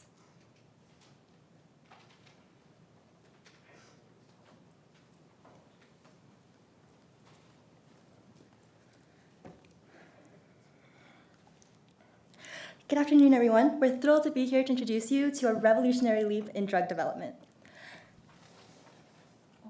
I'm Catherine, and alongside me is my partner Logan, and together we're committed to integrating AI into the forefront of the pharmaceutical industry. And today we're going to be focusing on the investigational new drug, or the IND process. Let me take you back to where it all started. Working in a variety of life science roles, I've experienced firsthand the hurdles of the IND process. Regardless of the size of the company, the amount of funding garnered, or the potential impact of the drug, the IND process seems to be an obstacle course that's designed to be as intricate as possible. And that's where our conversation began. It was clear that AI had potential to tackle this issue, and with my background in computer science and my insight into the biological and regulatory landscape, we realized that together we could create something really transformative here. And that's how IND Copilot was born. It's not just a product, it's the synergy of our experience that will significantly reduce the time in bringing extremely innovative and life-saving drugs to market.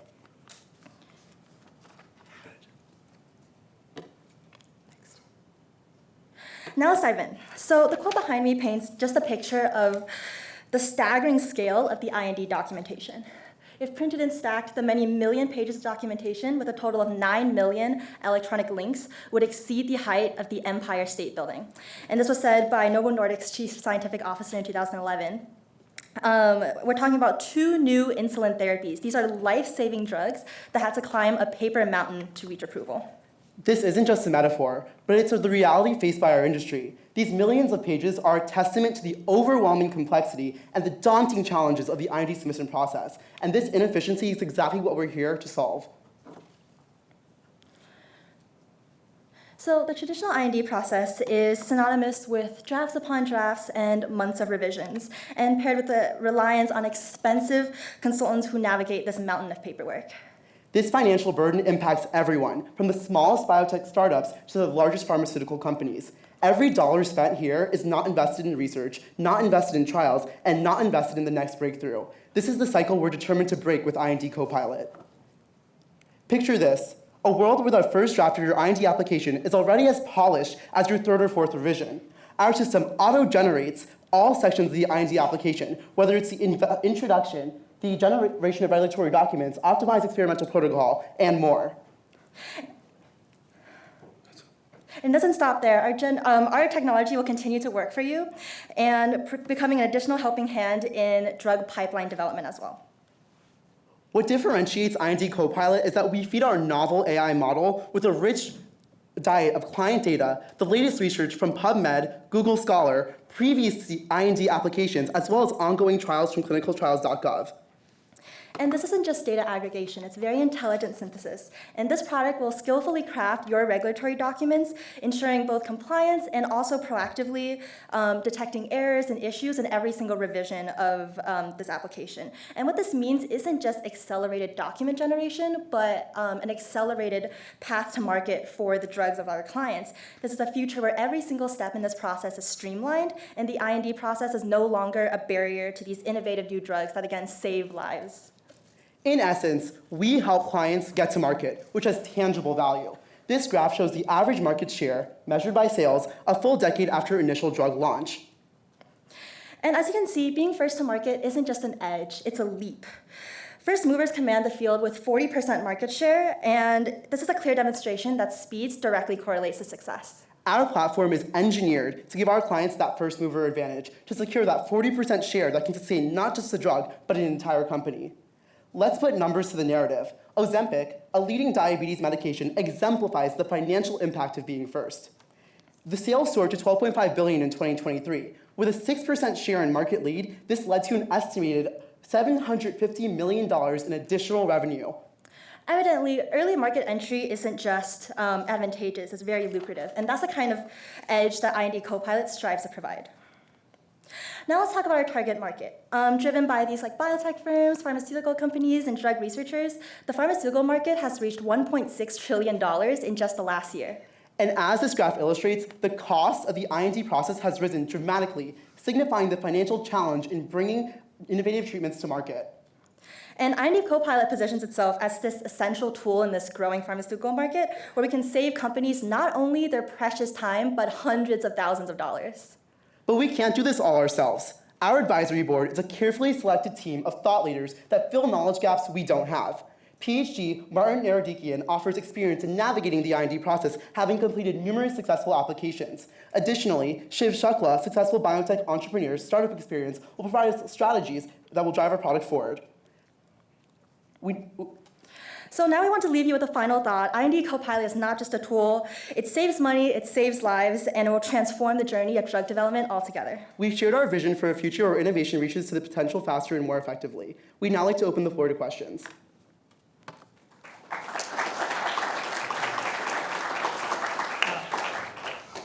So just a few comments, just because I want to make sure you guys hear this. You guys have identified a real kind of pain point in drug development, and my company, we've done, I think, 5 INDs in the last 2 years or something. So the issue that you may want to focus on is time. $600,000 is not super material. After just spending $15, $20, $25 million, I'm not going to try to save $200,000, right? Like, so that's not the pain point. Time, however, that I think you pointed out is maybe where you want to focus on. I think the other just comment to make, just from an idea point of view, is this may be useful for diligence for investors who oftentimes are going to look at pre-existing IND submissions to look for things that they want to ask about. And so I can imagine that a subscription model where your models get reworked to help with diligence could be another market for you guys to think about. Again, sorry there weren't questions. I just wanted to make sure you guys No, thank you so much. Yeah, so to riff off of that, similar, kind of have experience in helping draft these INDs over a long career in biotech. The cost is not the main driver of the filing. Now, what could be interesting, if you're mining a lot of INDs that are in similar clinical indications and can advise on clinical trial design, that's where many hundreds of millions of dollars get spent. And so if I'm looking at an indication and I want to figure out like the right primary endpoints, secondary endpoints, biomarker surrogates, so on and so forth, that could be quite interesting to get a competitive landscape of that. So a co-pilot for the clinicians to design clinical trials. And then the second one, double-clicking on that point that Dave brought up of advising investors who are on the public market buy side of investing in many hundred different biotechs and being able to discern the good from the great, using tools like this might be a higher value proposition. Thank you. Okay. Thank you so much. Thank you. Doesn't matter. All right, next up we have Cadit and their tool to convert engineering renderings from 2D to 3D. Sounds good.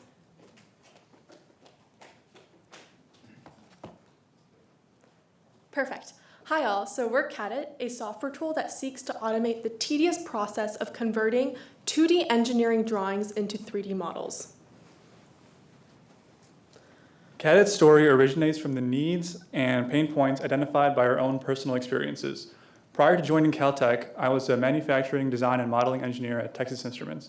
There, I would be dealing with converting 2D drawings to 3D models for simulation purposes. For many weeks, I had recognized that this would take over a third of my time, which was could be spent doing other things that were more important. And Aditya is not alone in this problem. It's estimated that approximately 12% of a manufacturing engineer's time is spent on this manual conversion process. Recognizing the need for a more efficient and reliable solution, we are developing Cadit. Leveraging the new developments in computer vision and artificial intelligence, we'll be able to recognize geometric features within a 2D drawing and then extract them into 3 dimensions. The benefits of our solution are the reduction of human errors, increased speed, increased cost effectiveness, and consistency and quality by adhering to ASME and GD&T standards. And we'll be utilizing a bunch of previous existing research out in academia that will build upon our solution. To demonstrate the transformative power of Cadit, we have a quick demonstration here. So as you can see,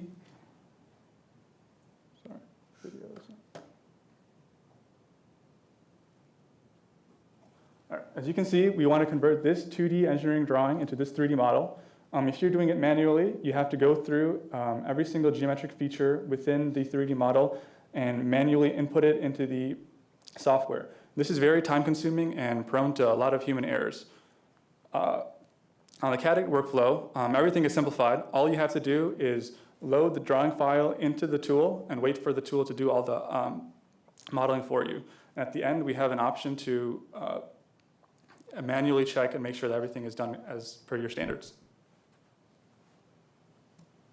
And what is the potential market for Cadit? Well, if we look at our competitors and other previous existing markets out there, we've landed upon parts manufacturing as our beachhead market simply because they have the simplest engineering drawings, so that allows us an extremely high accuracy for kind of converting it. So there's 250,000 manufacturing engineers across the US. The median salary is around $100,000. If we save just 10% of their time, that's $10K per seat. If we charge $3K per seat, this is industry standard. Licensing for most CAD software is $3K per individual. You save each each person per that company $7,000. And so that leads to a market opportunity of around $750 million. And I just want to emphasize here that this is just one of the markets we've identified. There's quite a few adjacent ones as well. And so who will build CADIT? So the simple answer is us three, me being Sarah. I'll be working on research and business development for CADIT. My background is as a computer science and economics undergraduate here, and I've also done some finance internships as well as worked as a software engineer. Furthermore, I did undergraduate research here in machine learning, and I'll be pursuing my PhD at Stanford in the fall. I'm Aditya. I'm a MC grad student here at Caltech. Within CADIT, I'll be working on feature integration and quality assurance. I have a previous background at multiple manufacturing and design companies such as Texas Instruments. And Sarah's currently in Korea, but she has extensive software engineering experience both at Microsoft and Amazon. Currently, we're in the process of raising $500,000 at a $5 million evaluation. We plan to use this money to ensure proper product market fit, as well as buy computing resources to build our model to convert 2D engineering drawings to 3D. In the future, we plan to hire experts to validate our tool. And within a year, we plan to onboard initial users with partnerships through small companies. In the long term, we envision CADIT as a platform where we'll be able to integrate many different aspects of design manufacturing into one specific tool. We hope you find this opportunity as exciting as we do, and join us online at cadit.online to stay up to date with our most recent information. And we'd love to open up to questions now.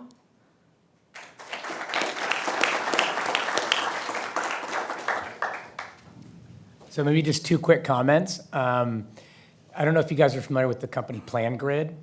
I'm not. Okay, so super interesting, came out of Stanford. It was automating the blueprints in architectural drawings into iPads. Oh, yes, I heard And that. then it helped with like rev control in Yes. terms of like building design.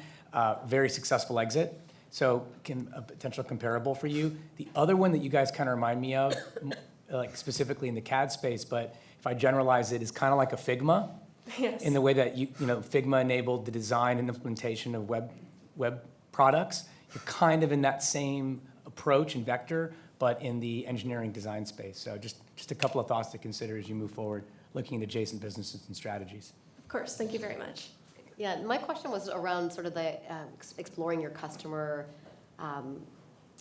feedback and, okay, so you're gonna go to help us understand like the journey that you've explored so far to kind of get to this go-to-market. Yes, absolutely. So what we've done is basically reached out to a bunch of individuals to set up customer discovery calls. So we very much like kind of live under that motto of first sell and then design around our solutions, because existing solutions that we could kind of cobble together to create a more specific one to our identified customers are actually 95% accurate already with existing methods. So it's basically what we're learning from the customer calls, as well as just basically learning about other methods that people are currently utilizing simply because their issues are not being solved. Like for example, Unity and Unreal, those game engines, are actually being utilized by architecture firms that we'd want to go after, simply because like there is nothing for them that actually serves their needs, and we would hope to kind of attack those individuals as our first customers. So yes, we've just been chatting with people in various CAD industries at the moment. How much of the 500,000 have you? It looked like Unusual Ventures provide. Is that the whole 500,000, or a piece of it, or where are you in that process? It's currently just a little piece of it. So they provided $25K for us, and actually don't take any of our equity at the moment. So it's just more of like a incentive for us to kind of work on our project, which we've been doing. But definitely that number basically stems from mostly like our compute costs is where we're expecting our highest cost to be from, because we were able to kind of build out the tooling ourselves, and of course conduct those interviews are quite free. So yes. And a really just random technical question. If you had, I was just prompted by the picture of the car. If you had pictures of that car, and you also had the 2D model of a bumper and a light somewhere on the car, could you interpolate out a 3D model of that car? Could you spit out a 3D model, even if it wasn't perfect, of that car, as long as you had a few data points? Well, that would be quite fascinating. I definitely think that's something that we'd want to add on in the future, right? Because that would give us an edge in this very stale, like stagnant market. Currently, like AutoCAD, which has 40% market share, you have to actually trace out the drawing in the software. Yeah. So if we were even just to take the two parts, interpolate it, and kind of create that, I mean, that'd just be massive. So definitely first, hopefully we'll find like the most traction just being that conversion tool, so we don't have to compete head to head with essentially the people who, have the largest market share and are very interested in kind of being entrenched in those positions. So we're hoping that will be our first entry point, and then we can expand that way. Cool. Okay, I'm going to have to call time. Yeah. I'm sorry. Of course. Thank you so much. Yeah. Thank you.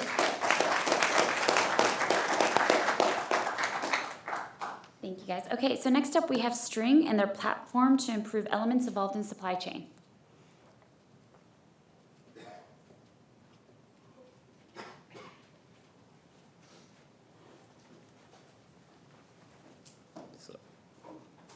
Hi, my name is Sean, and behind me is Kareem, Nyasha, and Eden, and we're String. So, 400 million cups of coffee are drank daily in the United States. But how exactly does the coffee get into the cup? Above me is the coffee supply chain, where you have farmers and cooperatives. Cooperatives being farmers from the same region who've come together to sell their coffee at a set price. Then you have millers who clean and process the coffee. You have marketers who go and represent the farmers, cooperatives, and millers at the auction. You have the auction where exporters come and buy the coffee, and then you have importers who then buy the coffee from the exporters, and then you have roasters who then buy the coffee from the importers, and the roasters then use it to process it, then sell it to cafes who finally give it to you, the consumers. As you can see, there's a high number of intermediaries, and this could lead to a variety of problems, such as lack of transparency and maybe exploitation. And looking into the profits and the coffee prices that each person is selling at, we can see that this problem becomes clearer. As you can see above me, farmers and cooperatives who genuinely put in the most effort, growing the coffee, harvesting it during the whole period, and taking care of the coffee, are selling the coffee at a price of about $0.4 per kg, and making a profit of $0.2 per kg. While you have marketers who are simply representing these entities who are selling the coffee at a price of $6 per kg and making a profit of $5 per kg. And this is the problem we're simply trying to solve, equating the value you add into the supply chain to the profit you're taking. And so the solution we present is String. Okay, so our proposed solution is to create a digital platform where the importers and the roasters, who are the buyers of the coffee, are able to connect with the suppliers without need of a marketer. This creates a value of $6.5 per kg, which can be shared between the farmers and the buyers, and we could also take a fraction as revenue. So, for example, if we take 10% of this value, we could make a revenue of $100 million a year, handling only 15% of East Africans' coffee transaction. And so we've done extensive research into validating this idea. We spoke to about 62 cooperatives who represented 93,000 farms in East Africa. And some of the quotes we got from them were, "We know we're getting bad prices for our coffee, but can't prove it," from a cooperative head in Kenya called Simon Juguna. We spoke to a variety of importers, some of the largest in the United States, such as Royal Coffee and Sukafina Coffee. We even agreed with Sukafina Coffee to have a demo where they would agree to demo any product we have. And some of the quotes we got from them were, "We'd like to have more data," from Chris Kornman at Royal Coffee. And we also spoke to a variety of roasters and generally got a sense that most roasters do want to work directly with farmers and bypass the intermediaries. And so throughout this whole research process, we've come and finally arrived at our MVP, namely being, last year we managed to bring in some coffee where we took it to Gavina Coffee, one of the largest roasters on the West Coast, and they cupped it and assessed the quality for us and found that all the coffee that we had from our suppliers was in the highest ranges, meaning that we have high quality coffee, and we've found a way to get this at lower prices than the market would have. So our MVP now being that we're going to bring in some coffee. Actually, in the next few weeks, we're planning on bringing in the samples because we've managed to amass an extensive network of suppliers, and then we're going to sell this to a bunch of roasters and amass trust between the roasters and our platform, because from the importers, some of the information we found out was what's most critical in a supply chain is trust. You need to be able to trust that the supplier can deliver and trust the quality. And once we've assessed and gotten this trust and built up over time, we're going to then look into raising more funds to build up a extensive network. And generally after that, we can then go on to bring on transparency and remove the intermediaries who are adding little value in other supply chains such as cocoa and tea. We chose coffee to begin with because we have an extensive knowledge of the region. We come from agrarian backgrounds in East Africa. However, coffee isn't even the largest export of the region we're working in. And there's tea, which suffers from the same problems, which we could equally tackle. And then there's cocoa, which suffers from the same problems we could equally tackle. And as you can see, with scale, it becomes easier to add on these other products which are suffering from the same issues. And we could then expand to other producing countries, not just in Africa, maybe even in South America and in East Asia. And over time, we could then build out an extensive network.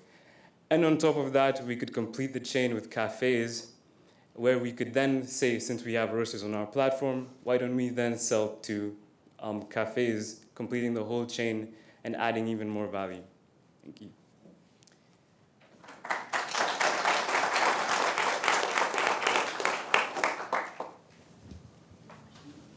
So by aggregating the margin here a little bit, does that allow you to, it seems like one of the things that we've heard a lot about just in the popular press is this idea of fair trade certified whatever, right?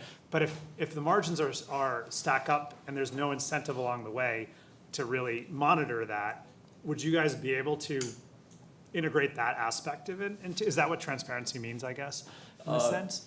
Yeah, I think our main goal, first of all, is to then get the marketplace going. And then over time, we even developed some systems to bring transparency with Sucafina. We had looked at using machine learning to collect data from farms, from processing their natural language because they speak different languages. And that would help kind of bring in the transparency because we can process this information up through the chain. It could be attached to the coffee in various forms, such as a QR code. But most of the time, organizations like Fair Trade, from what we found out, it's simply a brand and it doesn't actually guarantee true transparency. But our main thing is focusing on making sure that the farmers are getting a fair price, because sometimes the industry can collapse. For example, in Zimbabwe, the coffee industry collapsed due to a neglect of giving farmers fair prices, so they simply stopped. First of all, I love this mission. It's economically and socially quite valuable. I'm blown away on how much margin those marketers take. And it kind of reminds me in the real estate industry how the amount of margin that realtors took, for transactions, and there was actually almost a monopoly effect. And many, many tech companies tried to break that monopoly, all of them unsuccessful. It quite literally took a Supreme Court case that just recently passed in order to break that monopoly. And now the value will be unlocked, but it was a regulatory change. Technology wasn't able to do it. So can you say a little bit about why the marketers take this much value today and why technology alone will be able to capture that for the farmers and for you? First, it's several issues. Most of these farmers are impoverished, so they're not able to access, for example, in Kenya, there's a farming license that allows you to export coffee to other producing countries. However, it's prohibitively expensive, such that only foreign companies can really afford it, and maybe really high-end individuals. And secondly, they just lack the market. There's a benefit that these exporters have in knowing people in the United States, where farmers don't really have the technology to be able to access an importer like we do. So we found that since we have the ability to access this market, and since we're able to then get funds to access those licenses, we can then do the connection. And really, I think the most important thing is, first of all, getting the supply chain on board. And then on top of that, we can build out a technological platform, maybe even doing analysis of the supply chain to prevent disruptions, shortages in supplies, which could then save companies even more money. But really, that's an additional on top of once we have the market dynamics out. Thank you. So I have to call time. Yeah. Okay, thank you so much, Stu.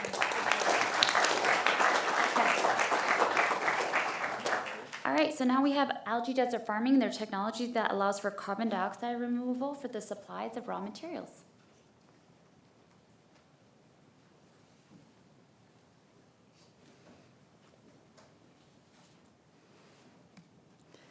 Hi, we're Algae Desert Farming. As you are all aware, we're currently pumping unsustainable amounts of carbon dioxide into the atmosphere. While emission reduction is important, even if we could magically get emissions to zero tomorrow, we would still be facing catastrophic climate change. This is a massive problem that's going to require bold solutions. We need to be talking about carbon dioxide removal, CDR technologies, and we need to be talking about CDR at the gigaton scale. At that scale, you really run into three main problems. One, you need to be financially independent. Carbon credits and philanthropic donations are not going to cut it. You need to be creating a product that you can sell to pay for the overall system. The second issue is at that scale, the resources you can use are actually quite limited. We can't be competing with human needs for resources such as arable land or fresh water. And then finally, when you're storing gigatons of carbon, how you store that carbon affects not only how long it will remain sequestered, but also how much the overall system will cost. We believe we've addressed all three of those issues with our processes. So we bring salt water into the desert where we use sunlight to grow algae and other microbes. They create biomass which can be used for biofuels, biomaterial feedstock, and just buried. Because we're growing them in salt water, as the water evaporates, the salinity level increases, which allows us to store the carbon in a way that prevents the re-release of the carbon either through respiration or methanogenesis while minimizing costs. In the past, biofuel companies really struggled because while they could make a super efficient strain in the lab, as soon as they took it into the real world, it was quickly overrun with contaminants. Because we're using microbial communities as opposed to pure cultures, it's a lot more similar to how microbes exist in nature, which makes them much more resilient to perturbations. And then, because we're building and designing the microbial communities ourselves, we can ensure that they're really specialized to the biomaterial requirements. There's already a couple of companies doing similar work on the market. Brilliant Planet is building open-air raceway ponds in Morocco, and they're focused on replicating algal bloom conditions, such as the ones you see in the East Atlantic. LanzaTech has been around for about a decade, and they're using microbes to convert waste into fuel in closed reactor systems. A great way to think about this is a sort of hardware versus software. No matter what your microbial community is made up of, it's most likely going to be in either a closed reactor or an open-air raceway pond. Brilliant Planet and LanzaTech have done a great job of developing and perfecting this hardware. What we're working on is the software, the microbial communities themselves. They can be swapped into any hardware system and optimized for specific environmental conditions or needed outputs. The massive amount of biomaterials that these ponds are generating create multiple billion-dollar opportunities. First and foremost, we're looking at creating biomaterials. So we're looking at developing sustainable construction materials from algae, biobricks, and we have samples here, and also sustainable biodegradable packaging from algae. While biofuels doesn't address our core mission of sequestering carbon, we would be able to generate initial revenue for the company, making carbon neutral biofuels for hard to electrify sectors, such as the aviation sector, and carbon credits, with voluntary carbon offset being a rapidly growing market we feel we can address. In terms of our next steps, we plan to spend another year doing research in the lab, perfecting our microbial communities and our material science research. After which, we want to establish our first large-scale pond, start developing and selling the biomaterials at scale, and then have 10 additional ponds to further validate our scale-up process. After validating the financial and the scientific issues at scale, we'll be ready for a large influx of capital and a massive scale-up. So who are we? We're 3 Caltech graduate students with diverse research backgrounds. Madison brings expertise in development of stable microbial communities, Helen's been working on biomaterials, which is the product that you actually get to hold in your hand at the end of production. And my research background is working in biofilms, which will allow us to easily and efficiently extract algae from these ponds that we're using. So to summarize what we've gone over today, the technology that we're proposing is to stabilize community cultures. That's in opposition to the monocultures that have been used in the past. We plan to take this stabilized community culture, inject this into proven hardware, that's raceway ponds that have been used for years in this industry, and then through that, we're able to improve the yield of low-cost biomass, which we can then use as an economic feedstock for the biofuels market, carbon-negative materials, and anything that we have left over, we're able to use as a method to sequester carbon. With that, we anticipate that within the next 7 years, we'll develop technology that will allow us to sequester 1 gigaton of carbon dioxide per year. Right now, humanity is facing huge global problems. With that, it requires bold solutions, and that's exactly what we're proposing.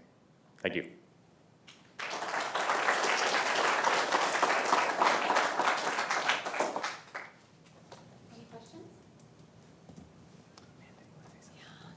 I mean, I'm just curious, like, as you're exploring your product opportunity here, just like how much you've surveyed the landscape. I know you mentioned Lanzatech and others. I know the biofuel space, you know, my previous roles, I've invested in a bunch of biofuels companies that no longer exist for a lot of reasons. So I think, you know, like for me, I think the business model around this space and Symbio is so important. And I think usually what succeeds if you're doing materials or any kind of product that these microbes might generate is like premium. So it's not commodity kind of scale, it's like premium, specialized, like high performance kind of materials. Like we invest in a company called Checkerspot, that's a pretty interesting model. They're not necessarily using ponds, but they're engineering algae to produce high performance materials because they know you can charge a premium price for those. So I guess I would think about like thinking about how do you get to the premium product. I like the idea of doing premium product plus carbon capture. That's like you get two sort of, you know, revenue streams from that. That's awesome. I like the idea of not just doing carbon capture because I think you need a second revenue stream. But I would just maybe think about a little bit of the high performance or the premium price kind of specialty process. So we've actually thought about that a lot. It's just, 5 minutes. So I think our first market will be high-end hard shell cosmetics packaging because that's the fastest growing sector in the cosmetics market is like green or sustainable or clean beauty. And there's new regulatory changes that are going to force different like changes in packaging. So basically everybody's going to have to be doing like more sustainable packaging. And like you said, that's a premium product. So in high-end cosmetics, they're actually paying more for the packaging than they are for the makeup that's inside of it. Cool. Just to riff a little bit on what Amanda was talking about. So a couple of thoughts. The idea of being the software to hardware in the industrial sector, the economic value creation is driven by the industrial company that owns the hardware. So even if you have like clever software, if you just look at the history of this industry, so Microbia was something that was kind of the first generation of this. Ginkgo Bioworks was another generation of this. Engineering better strains to input into other people's steel. The person who owns the steel commands the economic rewards because they're the ones who own the end product. So just keep that in mind when you're thinking about your economic return models, your IRR on capital, your payback periods, what have you. At some point, you might have to own the CapEx if you want to get the economic upside. And then similarly, when you think about biopolymerization, there's a whole downstream set of recovery steps and polymerization to get to the end product. And someone's going to have to, even if you have the ponds for the front end, you're going to have the CapEx bolted onto the back end. And again, there's going to be an economic return profile to that CapEx to be mindful about. I'm happy to help you think through that if you like some. That would be great. Thank you so much. Thank you so much. Okay, and we are on to our last presentation from Encryptius and their platform for targeted advertisement while ensuring privacy.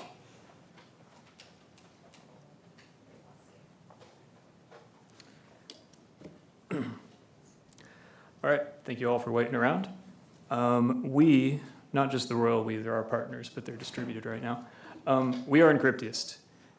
We believe we are the future of online advertising, and what we do is we allow the targeting of online advertisements without compromising user privacy. So a quick description of the status quo. So the online advertising market is very big, approximately 165 billion in revenue every year, and that's only in the United States. But it comes with a built-in problem. So there's no way to optimally target ads without violating people's privacy. And we have a little diagram here on the board. Basically, in your browser, there's information about you. It's often stored as cookies, but there are other ways.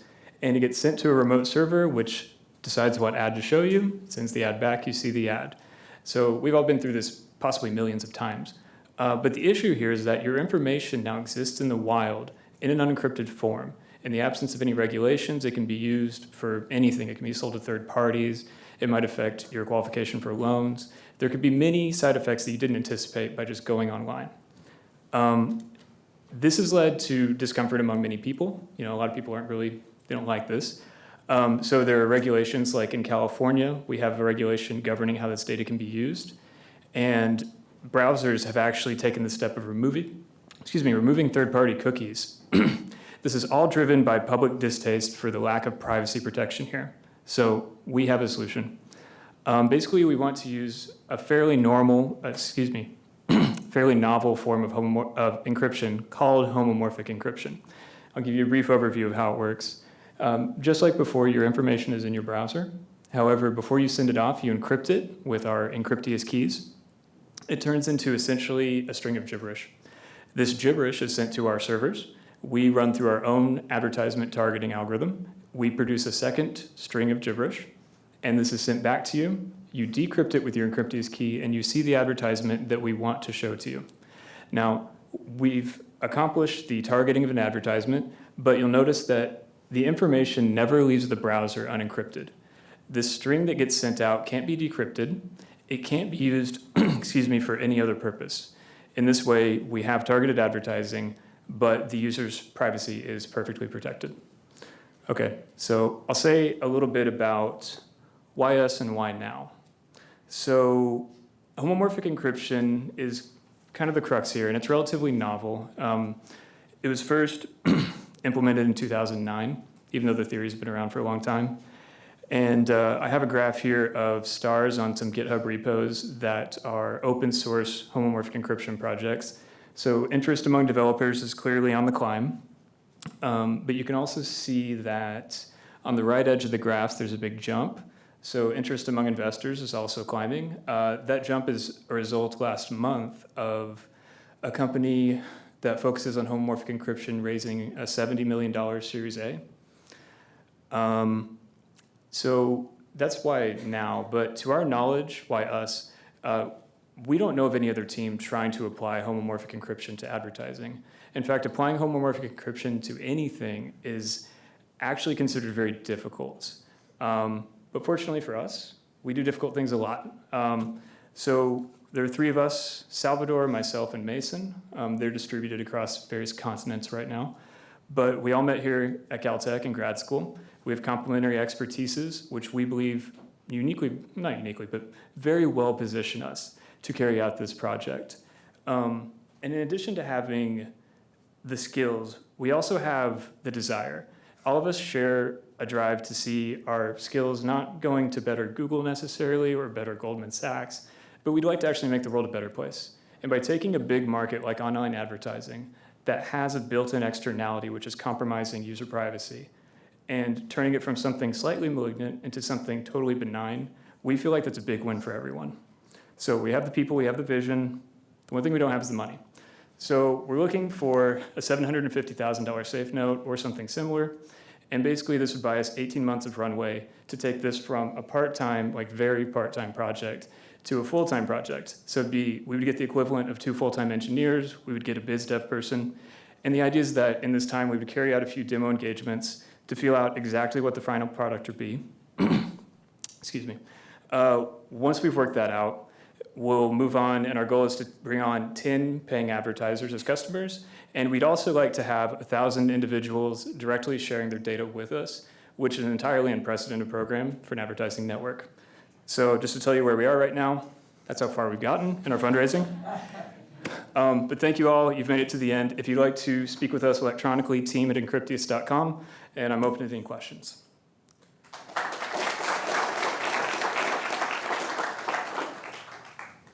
So this big push to get rid of cookies, right, which is started to become this kind of David and Goliath battle, right, in that Google's still going to be able to aggregate the data, but other people can't. How do you guys fit into the politics of this whole thing, which are going to look to be a little bit crazy over the next 2 to 3 years? Is it good for you? Is it bad? Is it neutral? So you're asking, you're asking about the regulations that govern the use of cookies? Are they good or bad for us? Well, and the fact that people are projecting to just eliminate cookies entirely, right? Right, so this is actually critical for us. It's a good thing. It creates a big opportunity because third-party cookies were kind of the backbone of online advertising until recently, and the entire industry is kind of scrambling to find the next best method.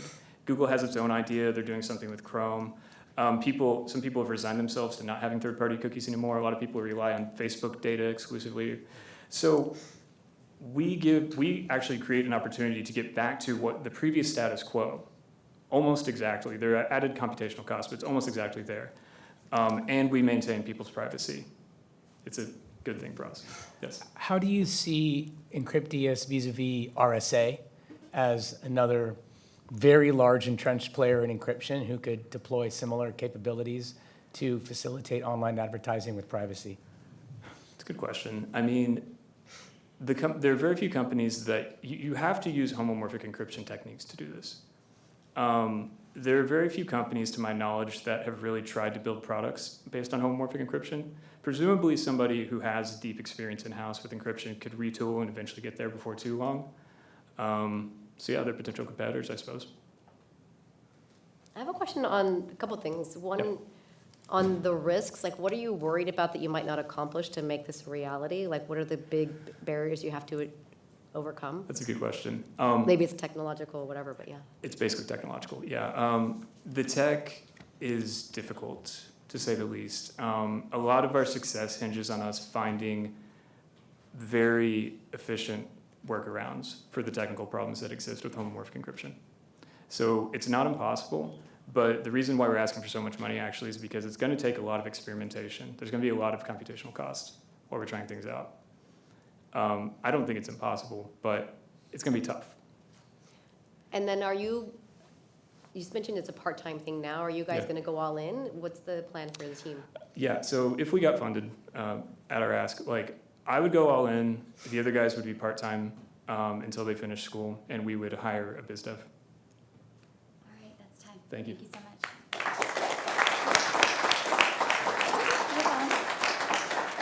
All right, so those were all our presentations. The judges will now deliberate. And while they do so, I invite you guys to please join us at the reception outside here in the courtyard. And the winners will be announced around 4:15, 4:20, so be sure to be there so we can see who wins. Thank you so much. All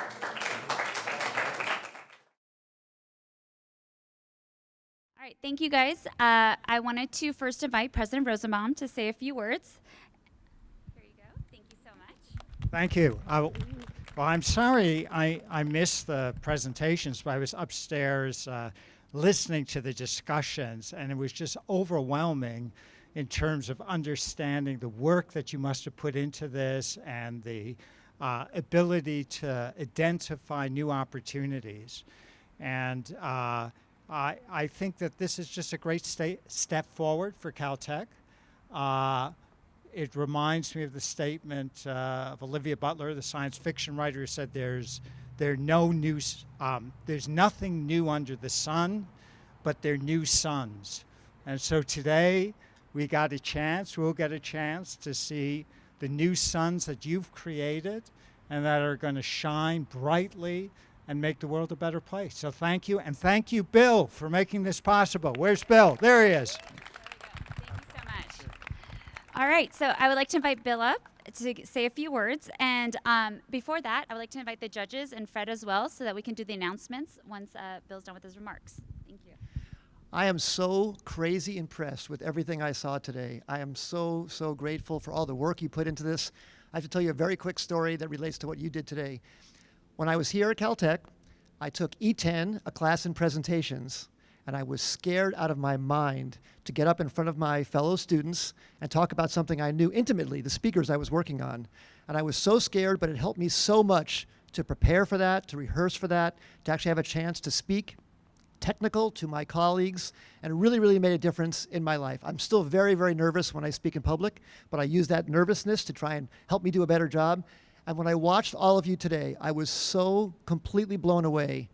The rehearsals you did, the practice, all of the work you did to make that totally showed. I was so, so impressed. Better than any talk I could have ever given. I was so, so blown away by everything you did. Not to mention the great company ideas you have, but even your presentation style, your thoughtfulness. I'm really, really, really impressed. I'm so thankful. Thanks to all of you for doing that. Okay, and then for the prizes, the judges had a hard time. Could the judges come on up? I don't know the results yet. We're going to announce third prize first, then second, then first. Then we have a special announcement right after that too. But first, they had a hard time deliberating. They had a very hard time deliberating. I was down here while they were waiting up there. I think you took about 15 minutes too long because you were having a difficult time. But When we announce them, can you please invite them up? okay, great. Okay. All right, this is third prize. So third prize, I would like to invite to come up. String, please come on up. Great, great job. What you are doing can make such a great difference to so many people. We're so glad you're focused on that challenge. Thank you.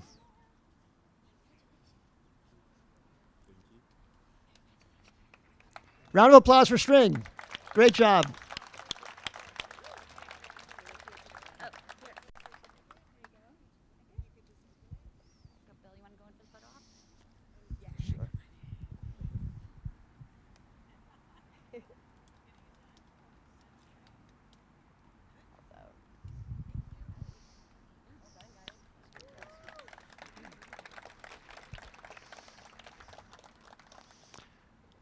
Second prize, Chiron. Come on up.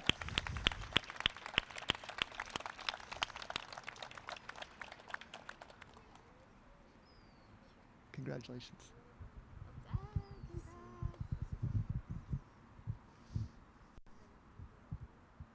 Come in the middle. Good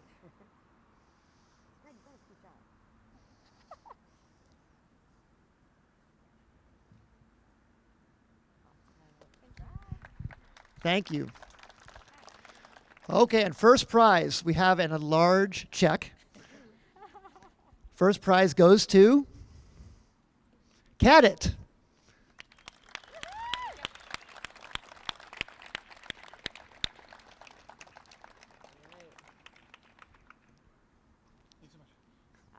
Where's your partner? She had to go to a meeting. Okay. I only get half of this thing. You should get the medal.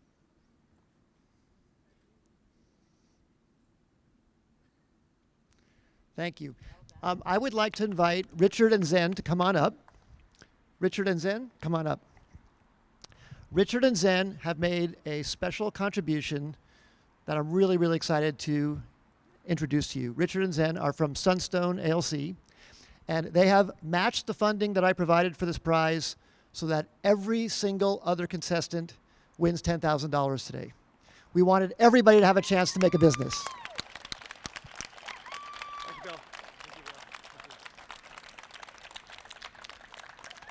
When we saw all 16 of the initial applications out of the 81 that were chosen as finalists, we were so blown away by all of them. We wanted to try and come up with some way to reward everyone to be able to take their idea forward and to help try and get matching funds for all of you to try and make your dreams come true.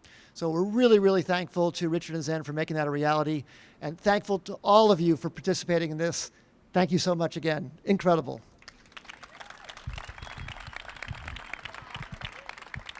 And if we could please get everyone who's now a winner to please come on up, because we have certificates for you. So please come on up and then enjoy the reception. Thank you so much, everyone.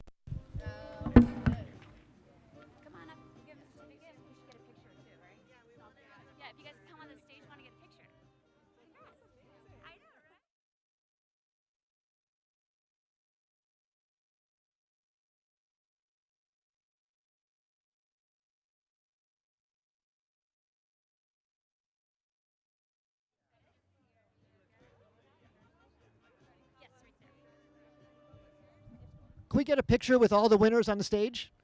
Can we do that? Oh, okay. Come on up, everybody. Where's IND? I've lost You guys be right in the middle. Oh, yeah. Yeah. No, no. Yeah. You need to be. Let's be right in the middle. And Yeah.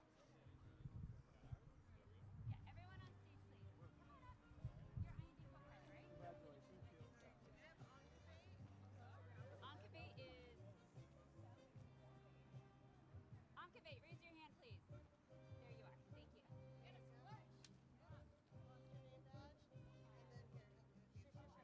Callisto? Oh no, she's a remote. Yeah, we're gonna need to do a couple layers. So if you guys all right. come up front, we're gonna have VerifAI. And then people can get in the front too. Why don't we, let's come kneel down in the front. Yeah, you guys. Yep, yep. Good question. I am Helio. Viriya. Helio's right there. Viriya. I feel like this is the kneeling ring.